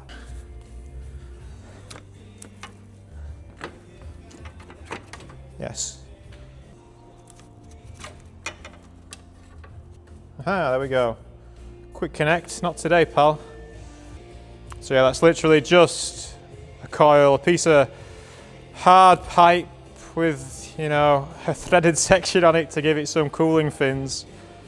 All right, something we need to figure out while we're here is where we're going to get our return line through. I think what I'll probably do is cut this off. Maybe try and have like a hole through here for the pipe to go. Maybe we should do stainless line on this side. I'm not a big fan of stainless AN, but maybe that'll give us a bit more heat protection. So this is going to be our new power steering cooler, and it's going to live. Can we get it? How close can we get it to the aircon rad? Can it live there? Or should it live in front? What I should do first is, so this is not fully on at the minute. This side for the radiator, we'll put that on, and then we can get an idea of where this wants to live. This is M22. I've got some fittings and all that, so if you don't remember, what's going to happen here is the oil's going to come out of the power steering rack into here, through here, and then back to the reservoir, which is around the other side. Normally, it would have this little cooling ring, this heat sink. Well, I guess they're both kind of heat sinks in a way, right? So this should be a lot more efficient than that, basically, right? But this, on the old setup, both pipes come out the right-hand side. But on this one, we're going to have to send one this way, or do a massive loop and come back, but I'd rather not. I think we can just go around there. I think that should be fine. All right, so now we have seemingly a lot less room here, which is making me happier about the purchase now.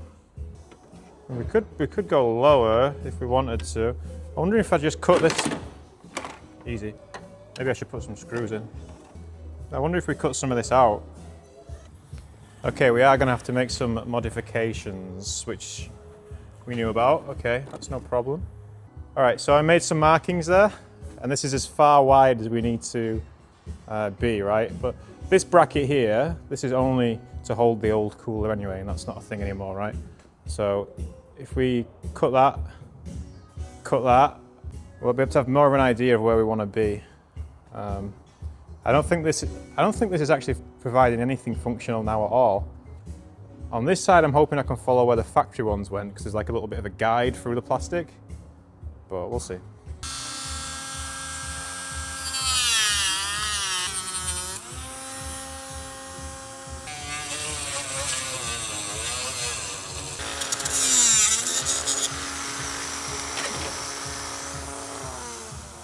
Right, how are we going to mount this? So my idea was to use what I always use when mounting these, because I don't know where this came from, but I've acquired a lot of it, but I need to find if I've got any more, because this is not quite big enough. It almost is, but my idea was to bolt this to the frame on these two studs that still remain, and then just simply mount the cooler to that, or maybe mount the cooler to that first, and then mount this there.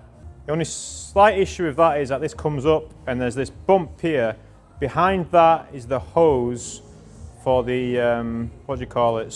The xenon washers, right? So we need to keep them, and this hose, if I could just take that bump out, just that top bump, I think this would fit. Because at the minute, the bump is going to be in the way.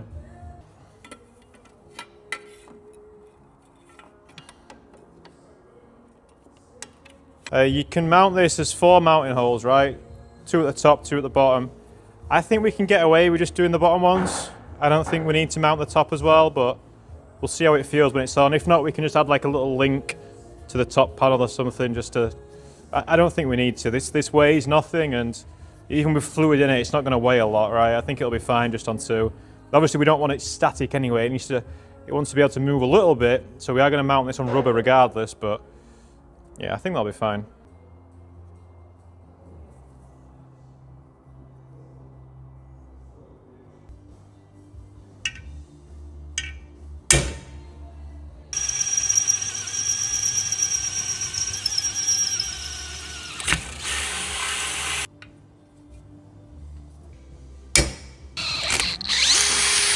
All right, I've messed up. This has got like a couple of millimeters, well, it's got a couple more. Yes, my holes aren't right at all, But I mean, we tried. Whilst the bump is there, we can't do this. So, I mean, we can cut this out. That hose is connected at both ends, but without the middle one, it'll flop about.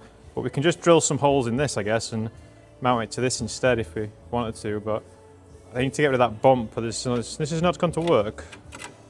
Maybe I'll drill some more holes and do it this way as well. Well, how did I get that so wrong?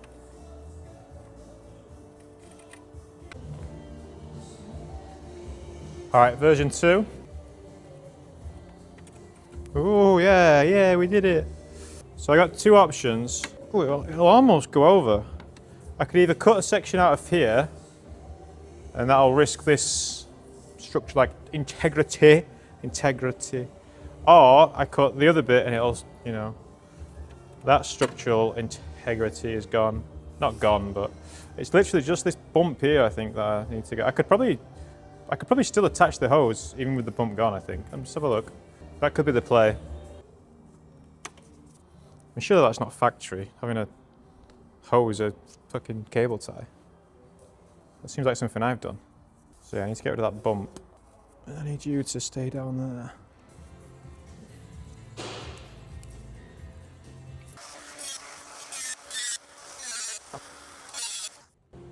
This might be covered in plastic, I don't know. You thought it'd burn through it pretty quick. I'll put something more flammable behind this.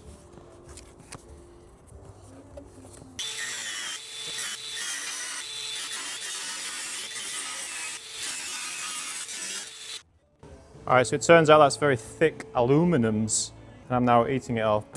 Should have worn a mask for that. Hopefully it's good aluminums. Alright, so we can clean this up and make it look nice later, but does that give us what we wanted?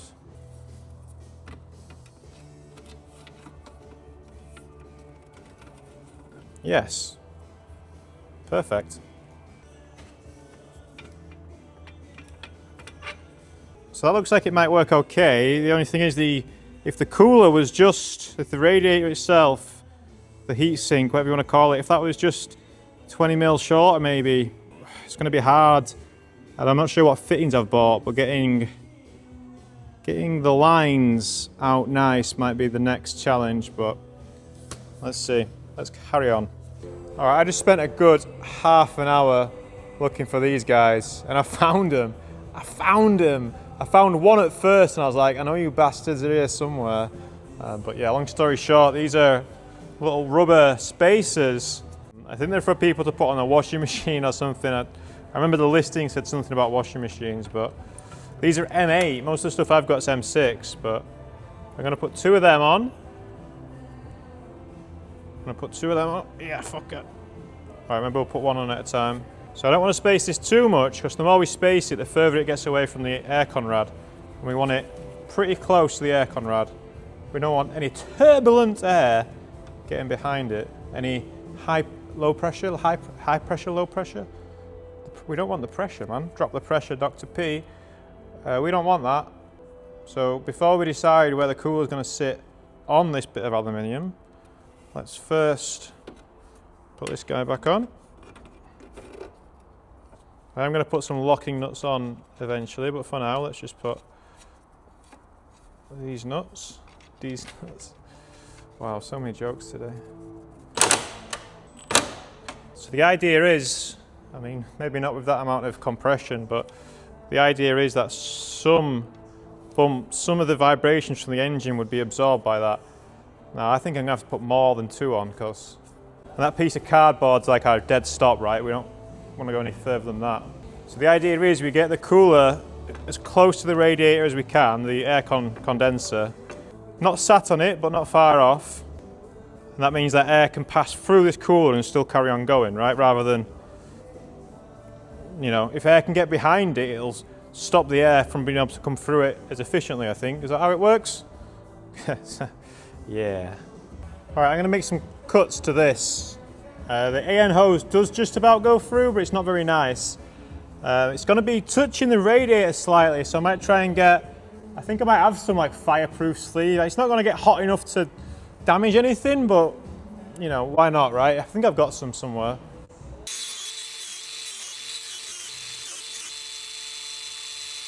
This is where we realise all its structural integrity is being removed. Fuck! Alright, I didn't actually want that to happen. So the pipes come down here, right? And I'm just trying to make a nicer place for them to come out. We might have to do a little stitch there to... Welcome, please like and subscribe. So yeah, I got stainless steel for the other side, right? There we go, look, hello. Is it gonna bend? I got stainless steel for the other side because I thought metal better, but apparently that may be incorrect. Apparently this stuff might actually be better for in temperature and engine bay stuff. Doesn't make sense. I have to research that further. Yeah, it kind of works, but it's too much of a bend. We'll get rid of the top bit as well.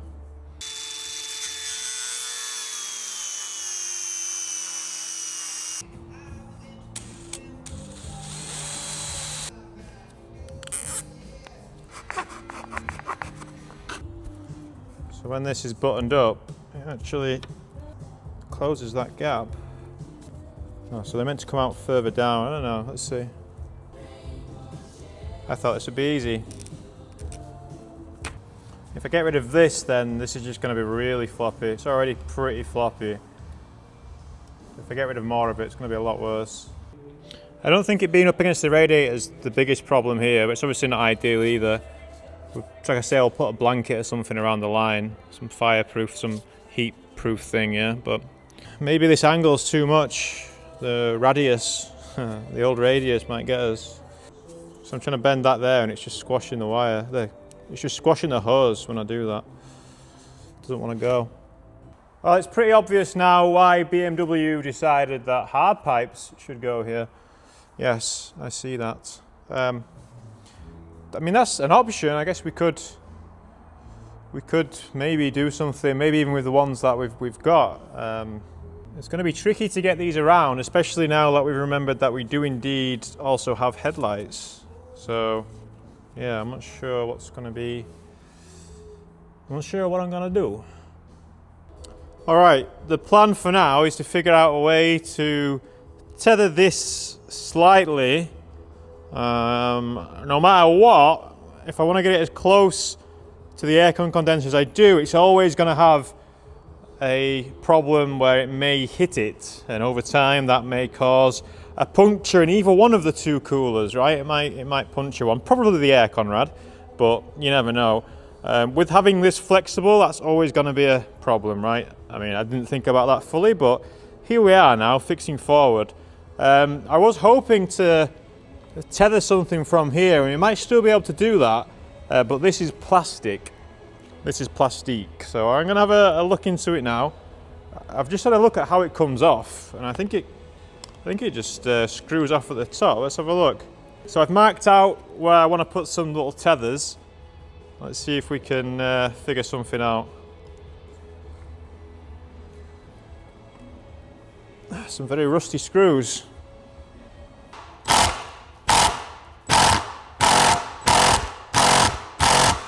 No.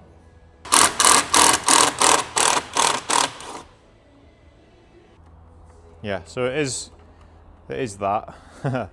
So we need to figure out how we're going to get this one off.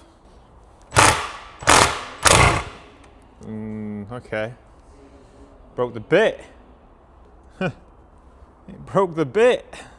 Right, this is an impact driver, but a manual one. Let's see if this has any more luck. We get to have some fun with this because we hold it on as straight as we can. Let's secure this a little bit better first.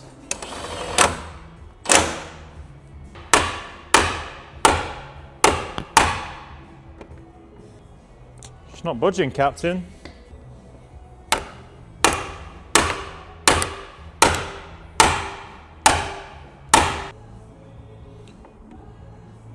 It wants to go. Oh, it's going. Whoa, that's tight, that.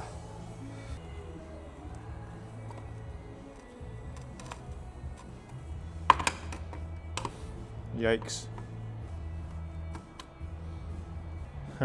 Pretty orange, bro.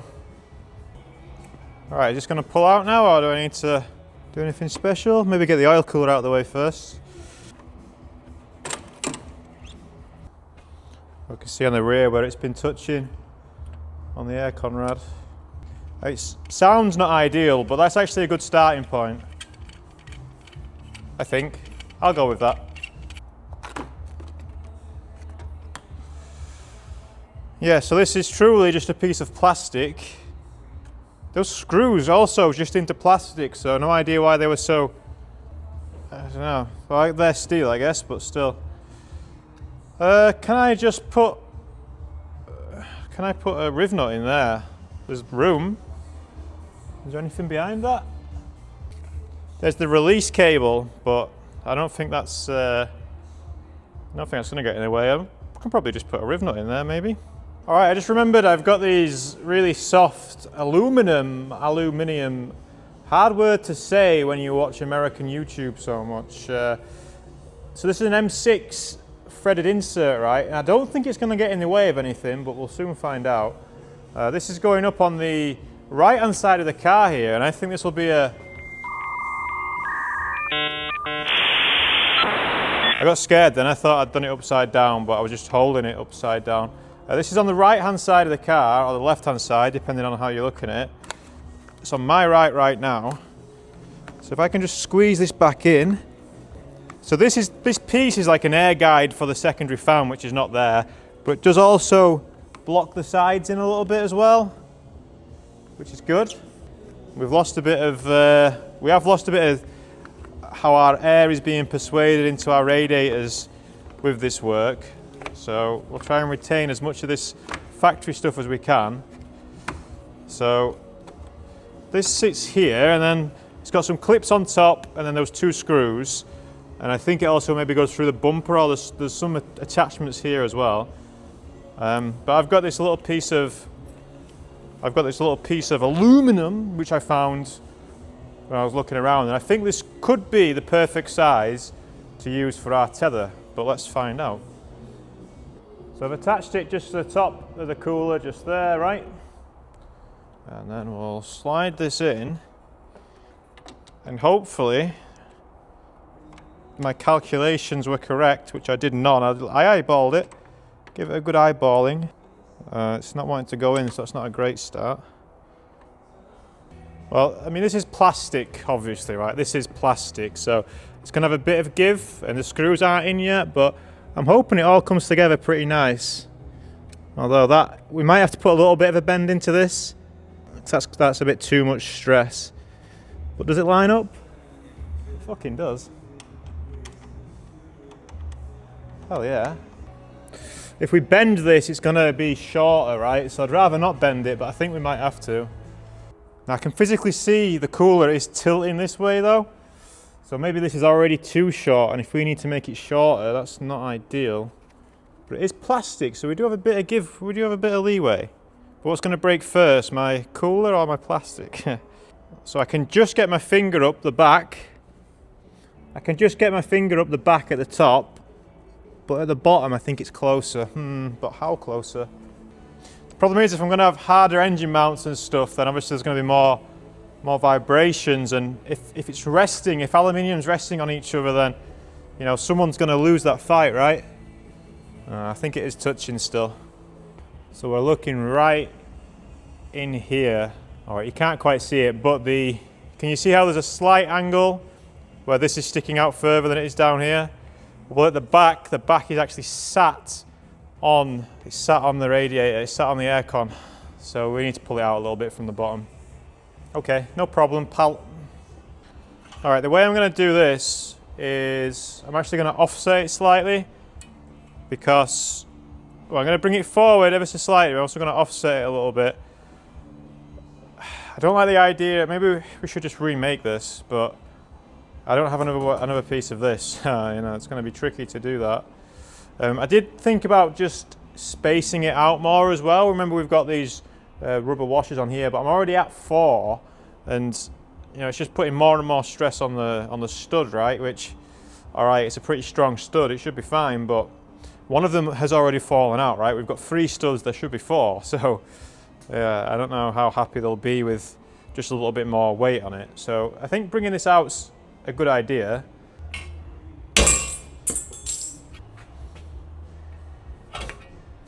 Easy.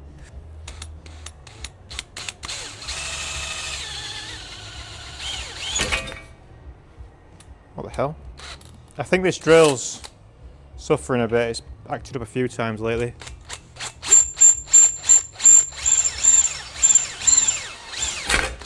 I'm doing my best eyeballing. I don't actually have a ruler big enough to do this, but what's the worst that could happen? Right, that doesn't look right to me. It's way closer, but we'll try it. Put a little bend into this as well. Nothing crazy, just a little bend. I think that should be enough. All right, this is truly one of my creations now, but look how well it's hidden. You wouldn't know. One of them is bored out to 9mm. You wouldn't know. No one's gonna tell anyone. No one's ever gonna know. Apart from whoever watches this, but they don't care. We're all here for the fun times. I mean, let me show you something which is quite telling, actually, before we mount it. So the back, I've put some tape over these for now so we can leave them bare. But look, the back of the cooler, the actual core ends, whatever you want to call them, still stick out more. They still stick out more than what this actual bracket does. And this bracket's pretty close, man. So let's see how this works. And of course we've moved it over, haven't we? What an idiot. We've moved it over so the tether doesn't, there's no room for it anymore. It might still work because it's just plastic, right? So if we attach this first, so the problem is the head of the bolt on the cooler side is now flat up against some plastic. So maybe we can do a little bit of, let's see how good this is actually going to work. If this is the one, if we're happy with this, then I'll just nibble some of that out. Yeah, this is the one. The position. Just confirm this side. Yeah, so there's like a 5mm gap now from the fin, which I think in total will give it about a 10mm gap to the aircon rad, which I think's about right. You don't want it on it, but I think about a 10mm gap's pretty good. That's roughly what the aircon and the main radiator gets. It's like 1/4 of an inch plus another 1/4 of an inch. Plus another 1/2 of a 1/4 of an inch. And 1/2 of a 1/4 of an inch is 1/8. So it's like 3/8. Is 3/8 10mm? Did I just do math on live? 3/8? Is that 10mm? Wow, I think I just cracked the imperial code. But yeah, this is ideal. So I'm happy with where that is. So in order to get my tether to work, which I don't even know if we even need now, but I mean, one more fixing would be good, right? And it's so, look at how ergodynamic it is, ergodynamic it is, see? Like you can't even see it's there, like the air's gonna come in and be like, eventually some air will get there and be like, oh fuck yeah, I didn't know you were there, pal, you know? Oh, it's probably just because of the plastic. All right, let's just nibble some of that plastic. The petticoat.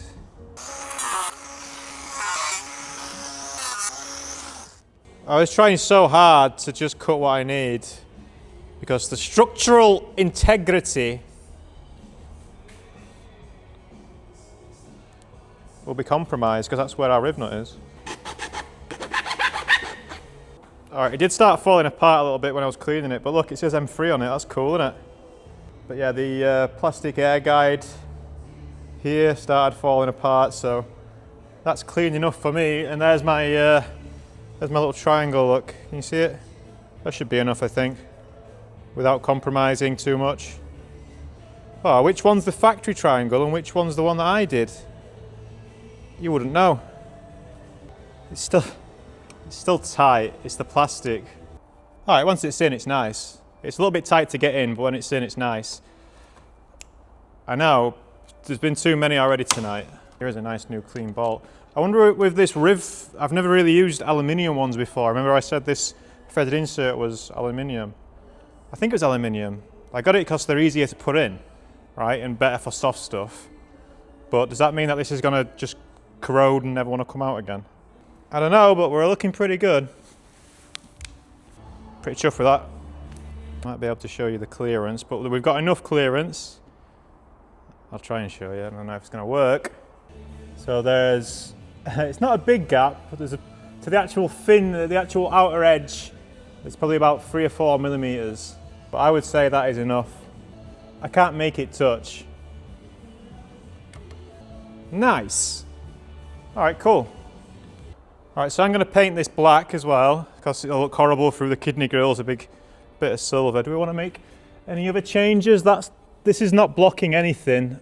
Up here on the corners, it's maybe it's blocking a little bit, but I don't know if I actually want to. I'm going to tidy up the corners because they're a bit scraggly, but I don't think I actually want to change anything there. No, I think that's fine. Right, I've keyed the shit out of these. I've done a lot of keying because last time I painted aluminium, it didn't stay looking good for long, especially black, because you know, with it being so bright underneath, it'll chip, right? So I've done hopefully enough preparation. When I was younger, I actually painted the kidney grills on my first E46, my first BMW back in the day, and yeah, they didn't last very long. They look pretty shit after a bit, which is maybe just God doing his thing. Hopefully these will last longer than that, but I'm going to do some etch primer first, which I looked up. I actually Googled how to paint aluminium, and I think etch primer was for if it's just raw and rough, but maybe it'll help it stick, I don't know. I don't think the zinc primer is really needed on this. There's a lot of speckles on it. It doesn't look terrible, it looks a little bit textured. It doesn't really matter what it looks like. We'll give it a clean. There you go, look.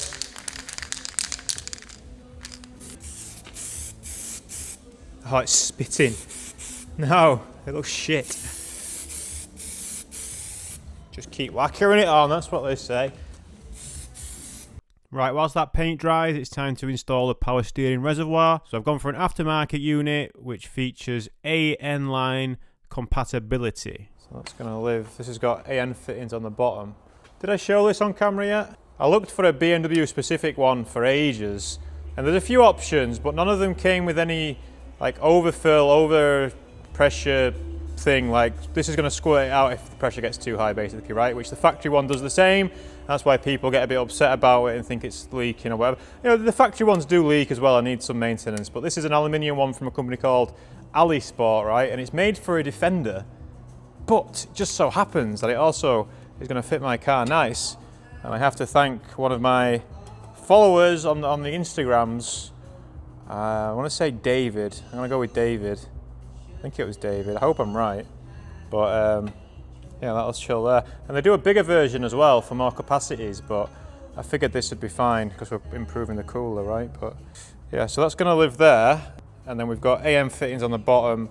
One to go to the return hose from the cooler, and one, the bigger one, that'll feed the tank. And it's going to do that a little bit strangely, actually. I should test that before I fit it. Right, this is our power steering pump. Oh, it's leaking a little bit. This is the power steering pump. And that there, the barb you can see with your eyes closest, is how this gets fed oil from the reservoir, right?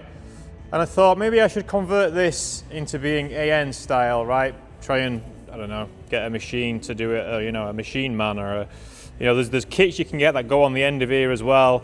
But this is metric, I think this is 16mm metric, which is very nearly 5/8, but it's just slightly different. That I don't know. I just thought we'll play it simple, right? Play it simple. So what I've done for now, anyway, and this will just get us going. And yeah, it's an AN fitting onto a similarly sized barb fitting. So that'll chill. We'll put a little. That'll chill. We'll put a little tiny piece of hose on it. It's going to be very short, this hose.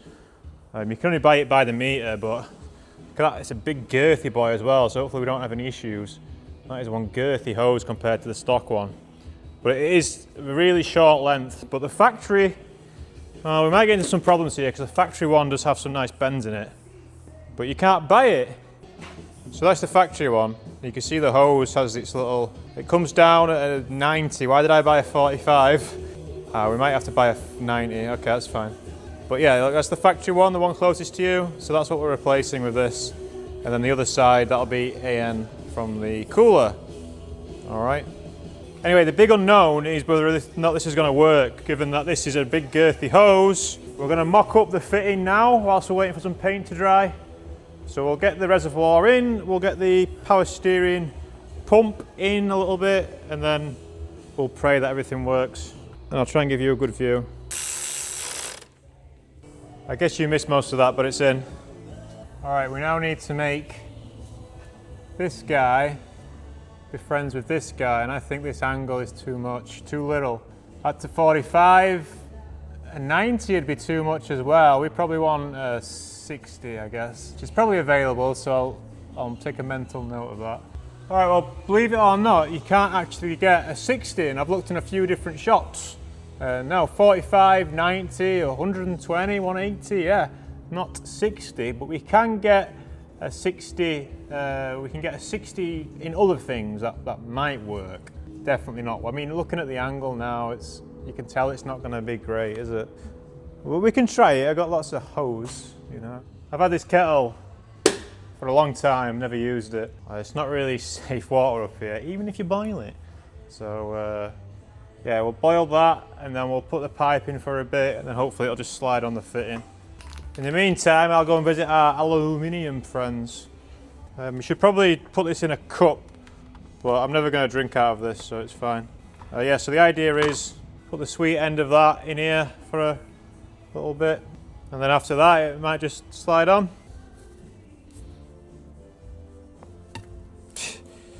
It's started, but it's very hot. I don't know why that is. Oh, why is it so? This shouldn't be that hard, man. What's going on? 5/8 hose, 5/8 adapter, 5/8. It's the Imperial Force, isn't it? We got cocky earlier thinking we knew how to do the Imperials. I can't get over that last barb. Come on, you fucking prick. It's real hot, so I don't know how I'm gonna get it hotter. It's only on a little bit, and I'm trying to get, there's like a second barb fitting now to get it over.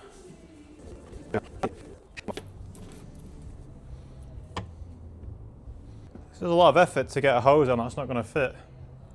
Well, I ordered this hose off eBay, reinforced. I didn't know it was reinforced. I just wanted oil hose, right? I wasn't really cared about too much, but yeah, I've bought from this company before and it's been fine, but am I being dumb here? 5/8 hose, 5/8 fitting.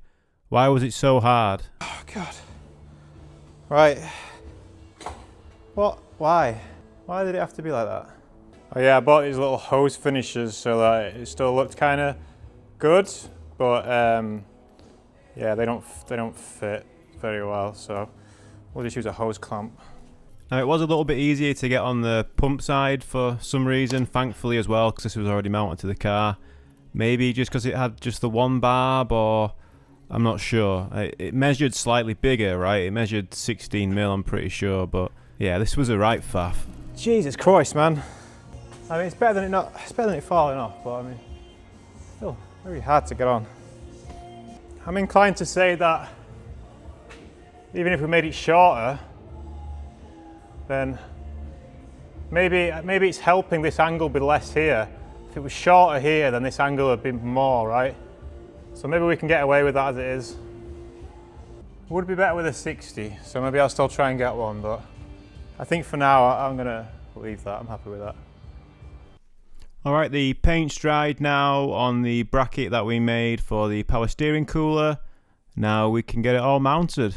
Alright, there is a little bit of math to do here, right? So this bracket's going to go on there, right? Okay.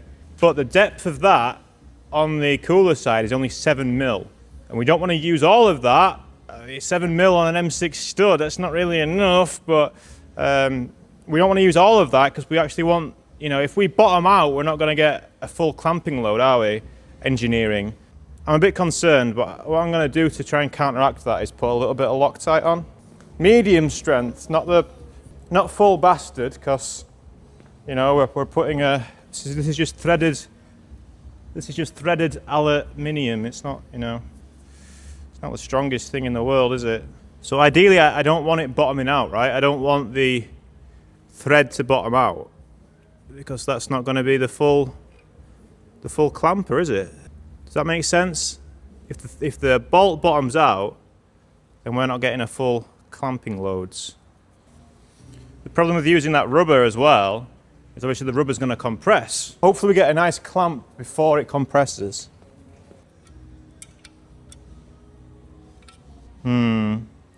It's just continuing to compress.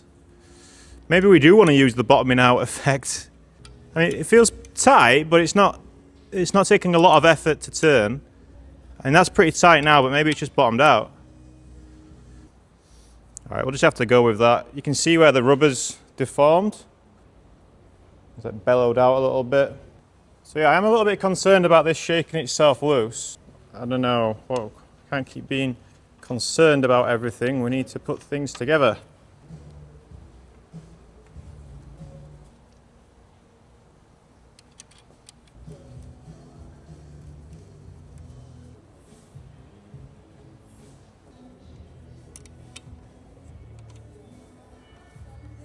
Hell yeah. Mounted pretty good as well, if I say so myself. Yeah, we've got more things to do now. All right, we need to make AN lines. Anyway, we're going to start with the bottom of the reservoir back to the cooler, which is up here, right? So to start with, so we know it's got to go on the reservoir up to the cooler, right? So I've just put a 90-degree fitting on. So we'll secure that to the res and then work out the rest from there. All right, so that's onto the reservoir. Look, the hose that I've just made. Oh yeah, HD. And that already looks like it's going to run quite nice along the chassis leg. We'll maybe get some P-clips and stuff, but remember we've got the headlight up here. So now we just need to figure out a nice way to get this into there. So what I will do, this is a 2-meter hose obviously, but we'll don't worry, we can cut it up. So I'll just pull it through here, try and get the orientation right. So that looks like it's going to work pretty well, just without too much effort at all. That's nice, great start. I'm surprised at how happy this is. This is definitely an easy start. It's running along the chassis leg naturally, so it might not even need to really bother, you know, clipping it up, but that's pretty chill. And then, yeah, we'll just mark roughly, although what we should do is, there's no fitting currently on here, so let's just, because the fittings take up more room than what you think they will. Guaranteed. So that's the fitting that's going to come out of the cooler, all right, and here, that's the straight AN side, right? So we just want to measure our hose up to where the threaded part is at the bottom of this. I think a little bit of slack in it's going to be around here somewhere. So probably around, I mean, the headlight's not in yet, but we figured we'd have plenty of room with the headlight in, didn't we? I think we did. All right, so I'll take it off the reservoir now. We'll cut it and we'll put our fitting on.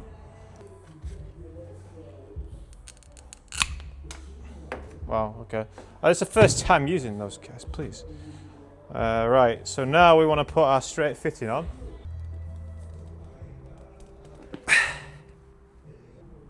All right, so now it's going to be flush inside, right? This is going to be, the hose is going to be flush with the fitting, it's pretty obvious.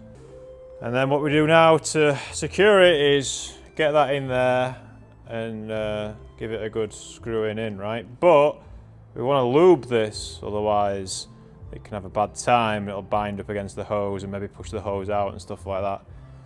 So I'll put this in the vise and then I'll take my ATF and just give that a good dunk. Lovely.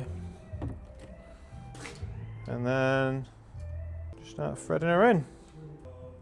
I don't have the right size spanners or the right tools, obviously, so it's an inch that we need, but I just use a 26 because what's 0.6 mil between friends? That one was a 26. This one's way smaller. This is a 22. I think it wants to be maybe slightly smaller than that, maybe 21 and a half or some imperial. Ah, there we go, it's on now. A nip. Yep. I need to install this fitting into the cooler.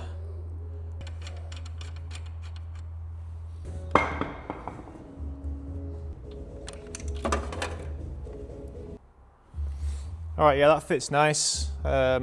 Maybe a bit too long. Maybe a bit too long. But I have just also remembered that the air filter, the air induction, the whatever you want to call it, the carbon thing, has a snorkel that comes down here, right? So that baggage might help us run that out of the way. But anyway, time for hard mode. All right, hard mode. So we need to come out of the cooler. Hello. And then we need to find a way through this mess. That's a fan controller, and yeah, we might have to tidy some of that up. But then we need to figure out a way to come down. And there is the fitting on the rack. And that fitting might not be suitable. We need to figure that out as well. But we need to just run up there. It's not a long route, but let's see what we can figure out. All right, I've been at this for a long time, obviously, but I'm pretty happy with it. I mean, it's functional. I've tested the headlights and stuff, and yeah, it was just really, really faffy on the steering rack end. So let me show you what's gone down. So first off, this side, fine, no problems. It's gonna chill there a little bit, but you know, it's suspended by itself in a sense, like, if that makes sense. It's like, it's fine, yeah. But down underneath, downstairs, that's where it gets a little bit trickier. So this probably looks just fine right now. And it is fine, right? But it was just so hard getting it to this stage. I'm trying to make sure that the fitting isn't hitting the rack and also isn't resting on this, which it isn't. Can you see through? And also the hard line is very close to the engine mount as well. You know, this is an aftermarket hard line, right? All the lines are on, so I could technically put fluid in now and have no leaks. So that's cool, isn't it? We need to do the oil cooler now. All right, we are mounted. I had to go a bit. I don't know, we'll see which fails first. This is using the washer that it came with, sandwiched between two of the washers that it came with, but I lost the other side. So on this side, I've just put a bit of fatter rubber in that I had left over. And you know, regardless, it's getting squashed, right? So because we've got that helicoil there, well, it's threaded all the way through, I've just put a lock nut on both ends to, you know, the rubber might fail, but at least it won't fall off, right? That's my theory. Anyway, yeah, we have an oil cooler now. So all the coolers are mounted. Gnarly cool, dudes. I'll turn this down now, shall I? Now we're back to videoing.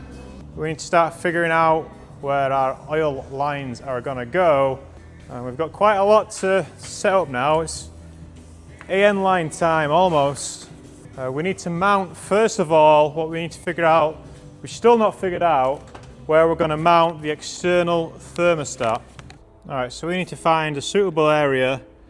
Maybe the first thing we should do is just slap the aircon, the alternator back on. Shit, I was supposed to order an alternator today and I forgot. Well, I didn't forget. It's, yeah, I'm struggling to find an alternator. Everything's like remanufactured and I don't really want that. Remanufactured and they're still £300. Can you believe that?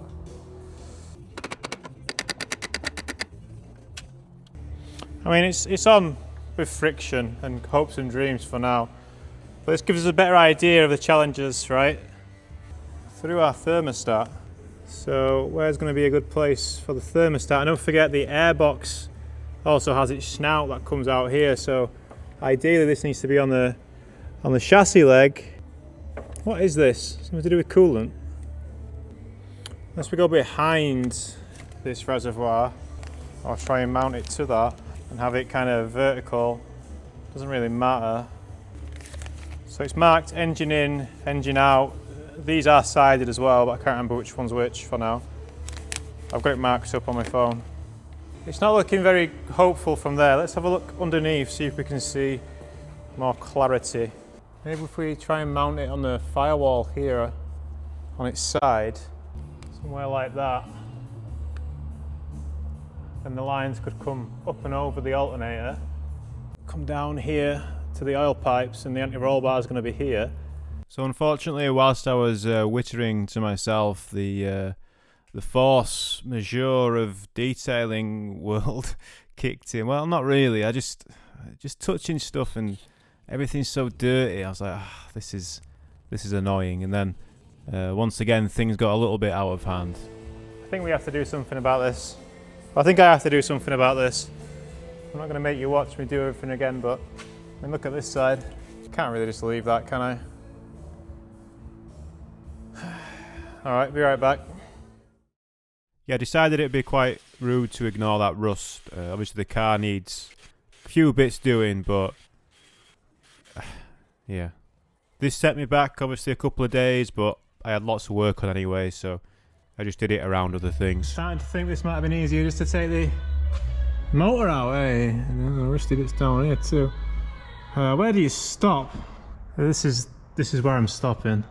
Well, I'm gonna, you know, prep it some more and primer it and all that, but I mean that's still a little bit rusty, you know. And there's a bare patch here. When does this get something done, you know?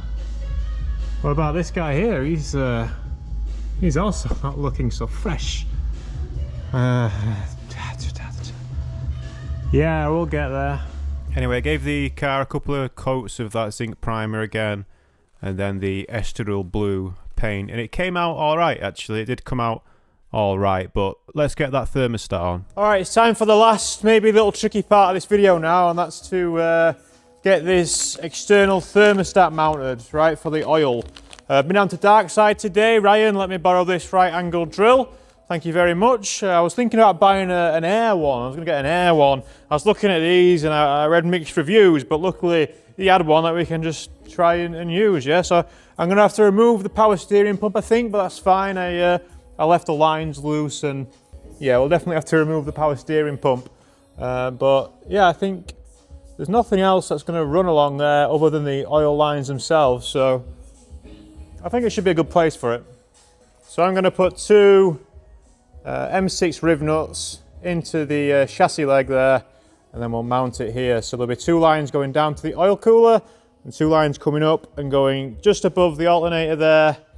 Can you see? Just above the alternator, you see that one red cap? There's two of them, and that's where the feed from the engine will come from, right? To cool the oil down. I should also remount the oil cooler before I do that, shouldn't I? Then we'll get a good idea of where the lines should go. All right, so the only thing we have going on here is the power steering return line from the cooler, and we need to get two AN10s on here. This is AN8, so AN10s are a size up, and the hose is a bit thicker, right? Ideally, I want to mount arm 8 here, I think, which is a bit awkward because that's where the anti-roll bar mount is. I'm not sure. Like, oh, there's a hole there. That used to be for the old power steering line. Used to have a little clip that went on there, but it was all broken. We could even use one of the screw heads to P-clip this if we wanted to. This has still got plenty of slack to play with there if we need to go underneath. I'm just going to put some fittings on the bottom of here so we get an idea of what the angle is going to be like. Alright, so with the fittings on, it does get a little bit more complicated. It's probably worth just undoing this power steering hose and getting it out of the way for now. We know it's going to be fine regardless.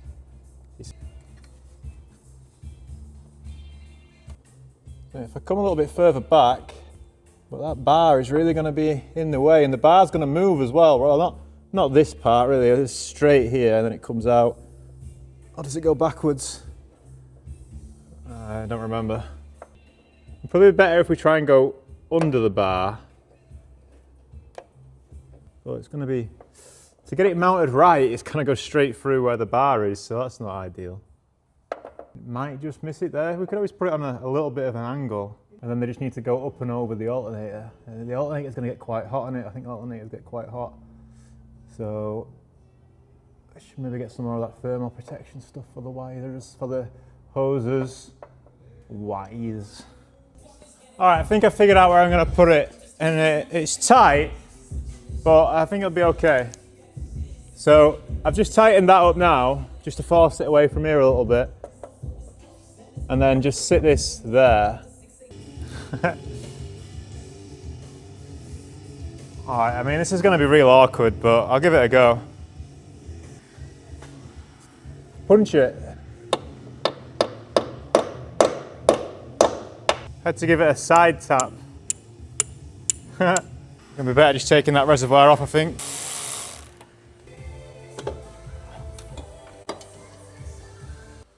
Alright, I don't really know what to expect from this drill.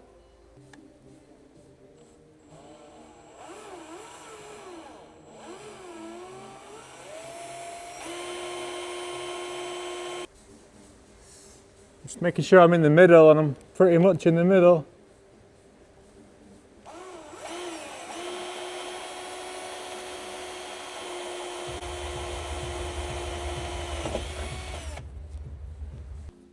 Alright, now it's time for the big boy drill bit.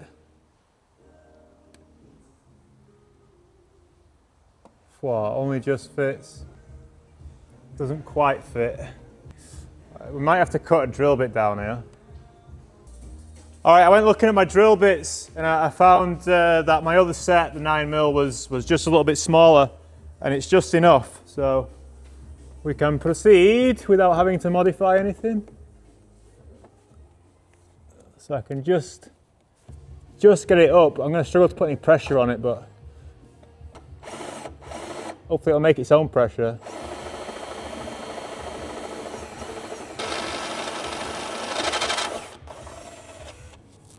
Okay.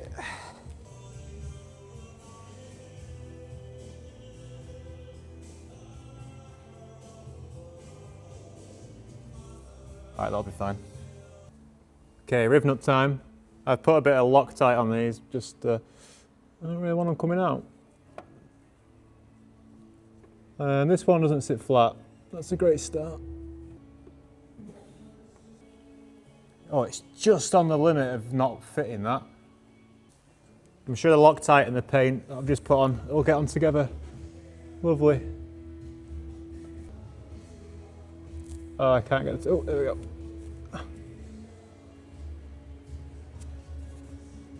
Get straight, you bastard. Aha, we have riv nuts. Let's have a test fit then.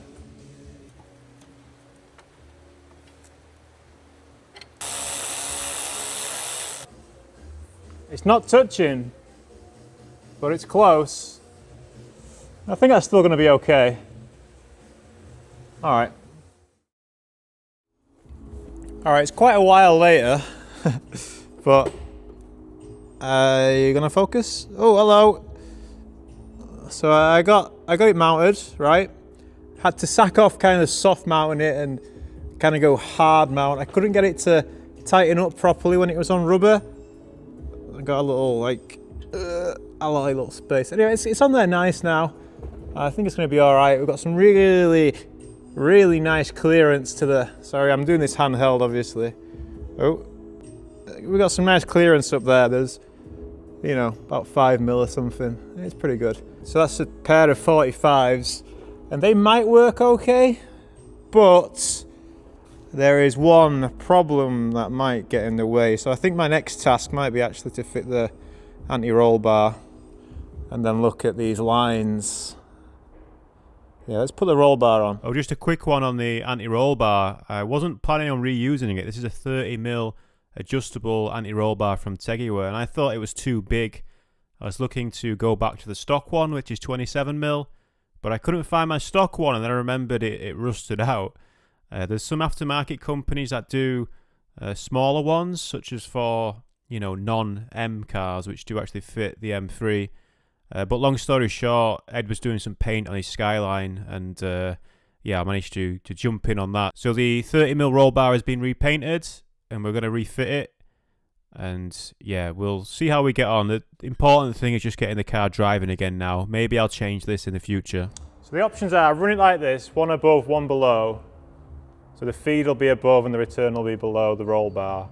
Or we drop the thermostat and try and sneak them both below. Which I think is, maybe I just try both and see which one I prefer. Probably just the tension in the hose would negate it hitting the roll bar with gravity, maybe. I know it's, when it gets hot, it'll change that, and then on the, yeah, that's miles away. This might be fine. The idea of having one above and one below is a little bit, and below is the risky part, if anything here, because maybe having two below would be too, maybe one above and one below, maybe that's the move, actually. I saw a trick the other day. I was looking at how to cut AN hoses, right? Better late than never. And some guy was using the same cutters that I've got, but he was gripping it in a vise first, and he got a really good cut. Because I wanted to buy some actual proper cutters, but they don't seem to exist. I mean, it's a lot less frayed, so we'll take it.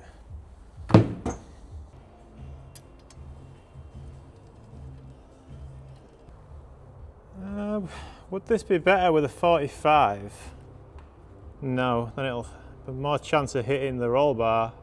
There's going to be a bit of tension in it, right? I don't think it's too much. Right, we'll try it and see. It's all fixed though, right? None of this should move too much.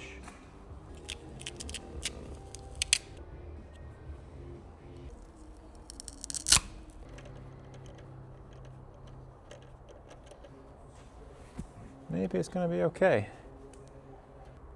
Oh. This might work out pretty good, you know. This might work out looking like I meant to do it like this. Alright, this has actually come out pretty well. It does mean that, you know, when I change my roll bar, I'm going to have to time it with a oil change, maybe. But I'm pretty happy with this. Look at all the clearance that we've got. And the lines, I don't know if I should try and do something to, I don't think I need to, because they're that short, right? The lines are that short. Like lots of clearance. Like I don't even think I have to do anything to give it more clearance. There's, you know, about 1.5 inches on the bottom and about 1 inch on top. Like that's never going to touch the roll bar. You know, the roll bar is only going to be going like in and out a little bit. Let's show you. So the roll bar is only going to be doing that, right? So it's nowhere near anyway. Yeah, I think that's going to work pretty good. Just the top hoses to figure out now. Let's go do that. Well, I managed to get this one just about, hello, just about where I want it. It was so hard to get on, which seems to be an indicator of a good fitment once it's on, but as you can see, the slight issue, it's actually hitting the alternator, right? I could carve this away. This is just like a protector for where the positive terminal fits, you know, the charge cable. So I could maybe cut some of that away, or what I might do is change that top fit in there. That's currently a 45. I might change it back to a 30 and see. It's like the 5th attempt. What's the 6th then? Might as well do one more. Right, I can't be sure just exactly how long I spent doing these top hoses, but it was a very long time, many attempts. I had to be very perfect. I had to be very crucial on the sizing to get everything just right around the alternator. Right, it's D-Day, if you, maybe not, but I've got a 30-degree AN10 here, which I'm going to finish the oil cooler lines off with. This is how many times I made that line wrong on the, there's 2 lines, right? I made it wrong 5, so it's on the 6th, it's on the 6th attempt, because I made it incorrectly 5 times. That's fun, isn't it? Yeah, that is fun, Dan. Thanks for telling us. Right, so this is the current line. I'm going to sack this stuff off, I think. the heat protective stuff. It was a good idea, but I think I'm past it now. So we need to take this straight off. I was going to try and measure it with the fitting on, but I'm going to try and do this once and do it right, he says. We can quote that later. But yeah, this is the final AN line now before I can start the car, so exciting. Oh, very tight on the alternator. So we need to kind of come past the alternator here. It's going to be very close. I mean, the alternator's up now, but it's going to be so close, especially when I start putting this angle on it. So you can kind of get an idea of the problems that I was facing here and what I'm trying to get around. Well, it's the alternator. The line needs to be long enough so that it'll go up and over the alternator, but not too long that it binds up. You know, that it's not too long so it's putting any stress anywhere in the line. This is why it took so many attempts. Measure thrice, cut once, and yeah, I think 7 was the total. Masking tape seems to just do that every time. Come on. What's the fucking point, man? I was fine. It was the tape's too sticky, is it? Psst, fucking load of shit. I don't know if you're supposed to. You're probably not supposed to, but...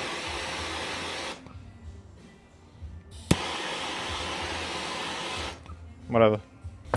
Maybe I should have just left the masking tape on. Look, stainless braid underneath, so the nylon protects the stainless, which protects the rubber. It's a 3-part system. This is the worst part. But is there a better way of doing this, getting this bit on? Because I struggle for ages. Don't mind if I try and force it into something and just twisting it and pushing it and turning it and twisting it, pushing it, turning it. So you'd never know about the crimes that were just committed. Fresh. This oil's been sat around a couple of days, so I'll try and pick bits that aren't shiny. This is all before the oil filter anyway, so if that makes you feel better, it makes me feel better. Looks good. Another thing that was making this more difficult was my reluctance to remove the airbox. Obviously, every time I kept getting stuck into something like this, where it would have been easier to remove the airbox, had I just removed the airbox, then the next job would have been harder, but I didn't realise how many more jobs would have benefited from removing the airbox. But because I'd got this far without removing the airbox, then of course I couldn't remove the airbox because I'd already struggled through all those previous times where I didn't remove the airbox. It does seem the harder they are to get started, then the better they fit. On these little small ones anyway. So just go around the back of the alternator, like that. Just trying to put the pressure on to straighten it up. It's going to have a bit of pressure on, then it'll pull itself down, and hopefully this bend will go then, but it tricks you thinking you've got it on, and then you have not. You can try it the other way around, but I'd be surprised. Maybe it's just a hair too long. So the problem is this one won't turn, won't rotate. This one's fine, but this one won't rotate. And I think that's the problem. If we could get a little bit more rotation.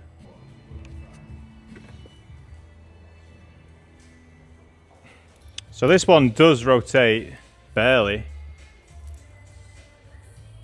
We're not having a good time on the focus today, are we? See, I think I've got it, but obviously it's real tight at the minute. I'll try and wind this end in a bit. Oh, now everything's gone real tight. I think it's on the threads, but I don't really want to use a spanner. Well, we know this one is on the threads. Let's use a spanner on that. Let me get the alternator out of the way. That might help. Alright, I'm going to make another one that's slightly shorter, I think. We're talking millimeters here, but there's just a little bit of tension there, and the engine's going to add to that a little bit. I prefer if it looked like the one behind it. Be right back. Alright, I've been playing around with this for a little while now, of course, and I finally got it where, look, the alternator bolt is in, so the alternator is in position, but it's so close, but it's not touching. It's like 2 or 3 mil of clearance. These hoses were we're getting good friends, a little bit too comfortable with each other, so, but yeah, I have one of those things to put on there, but yeah, finally happy with that. There's still a bit of a... It almost looks like the line is still a little bit long, but I don't think it is. I think I've done 7 iterations now, counting both of them, so this is already fraying a little bit as well, probably from being in the vise. Yeah, I need to figure out how to cut these properly. I'm sure we're going to get told in the comments. Anyway, I'm going to change the oil filter and then we can start it up. Actually, I'm going to put the battery on charge. It should be fine, but I'm going to crank it a few times to build up pressure and stuff like that, so let's put the battery on charge, yeah. Right, well that's part 2 complete. So we've got an oil cooler installed, we've built a custom power steering cooling setup, all our AA lines are done, and in part 3 we'll be able to test all of that. There's a few more things to add as well. We've got some new pulleys for the engine, some OEM ones, but also some upgraded motorsport ones to try out, as well as buttoning up all the suspension, setting the wheel alignment, and yeah, giving it a test start. Hopefully that'll be along in the next week or 2. And hopefully it won't be as long as this one, because these are taking a long time to edit. But thanks for watching again, thanks to Patreons, and I'll see you in part 3, the finale.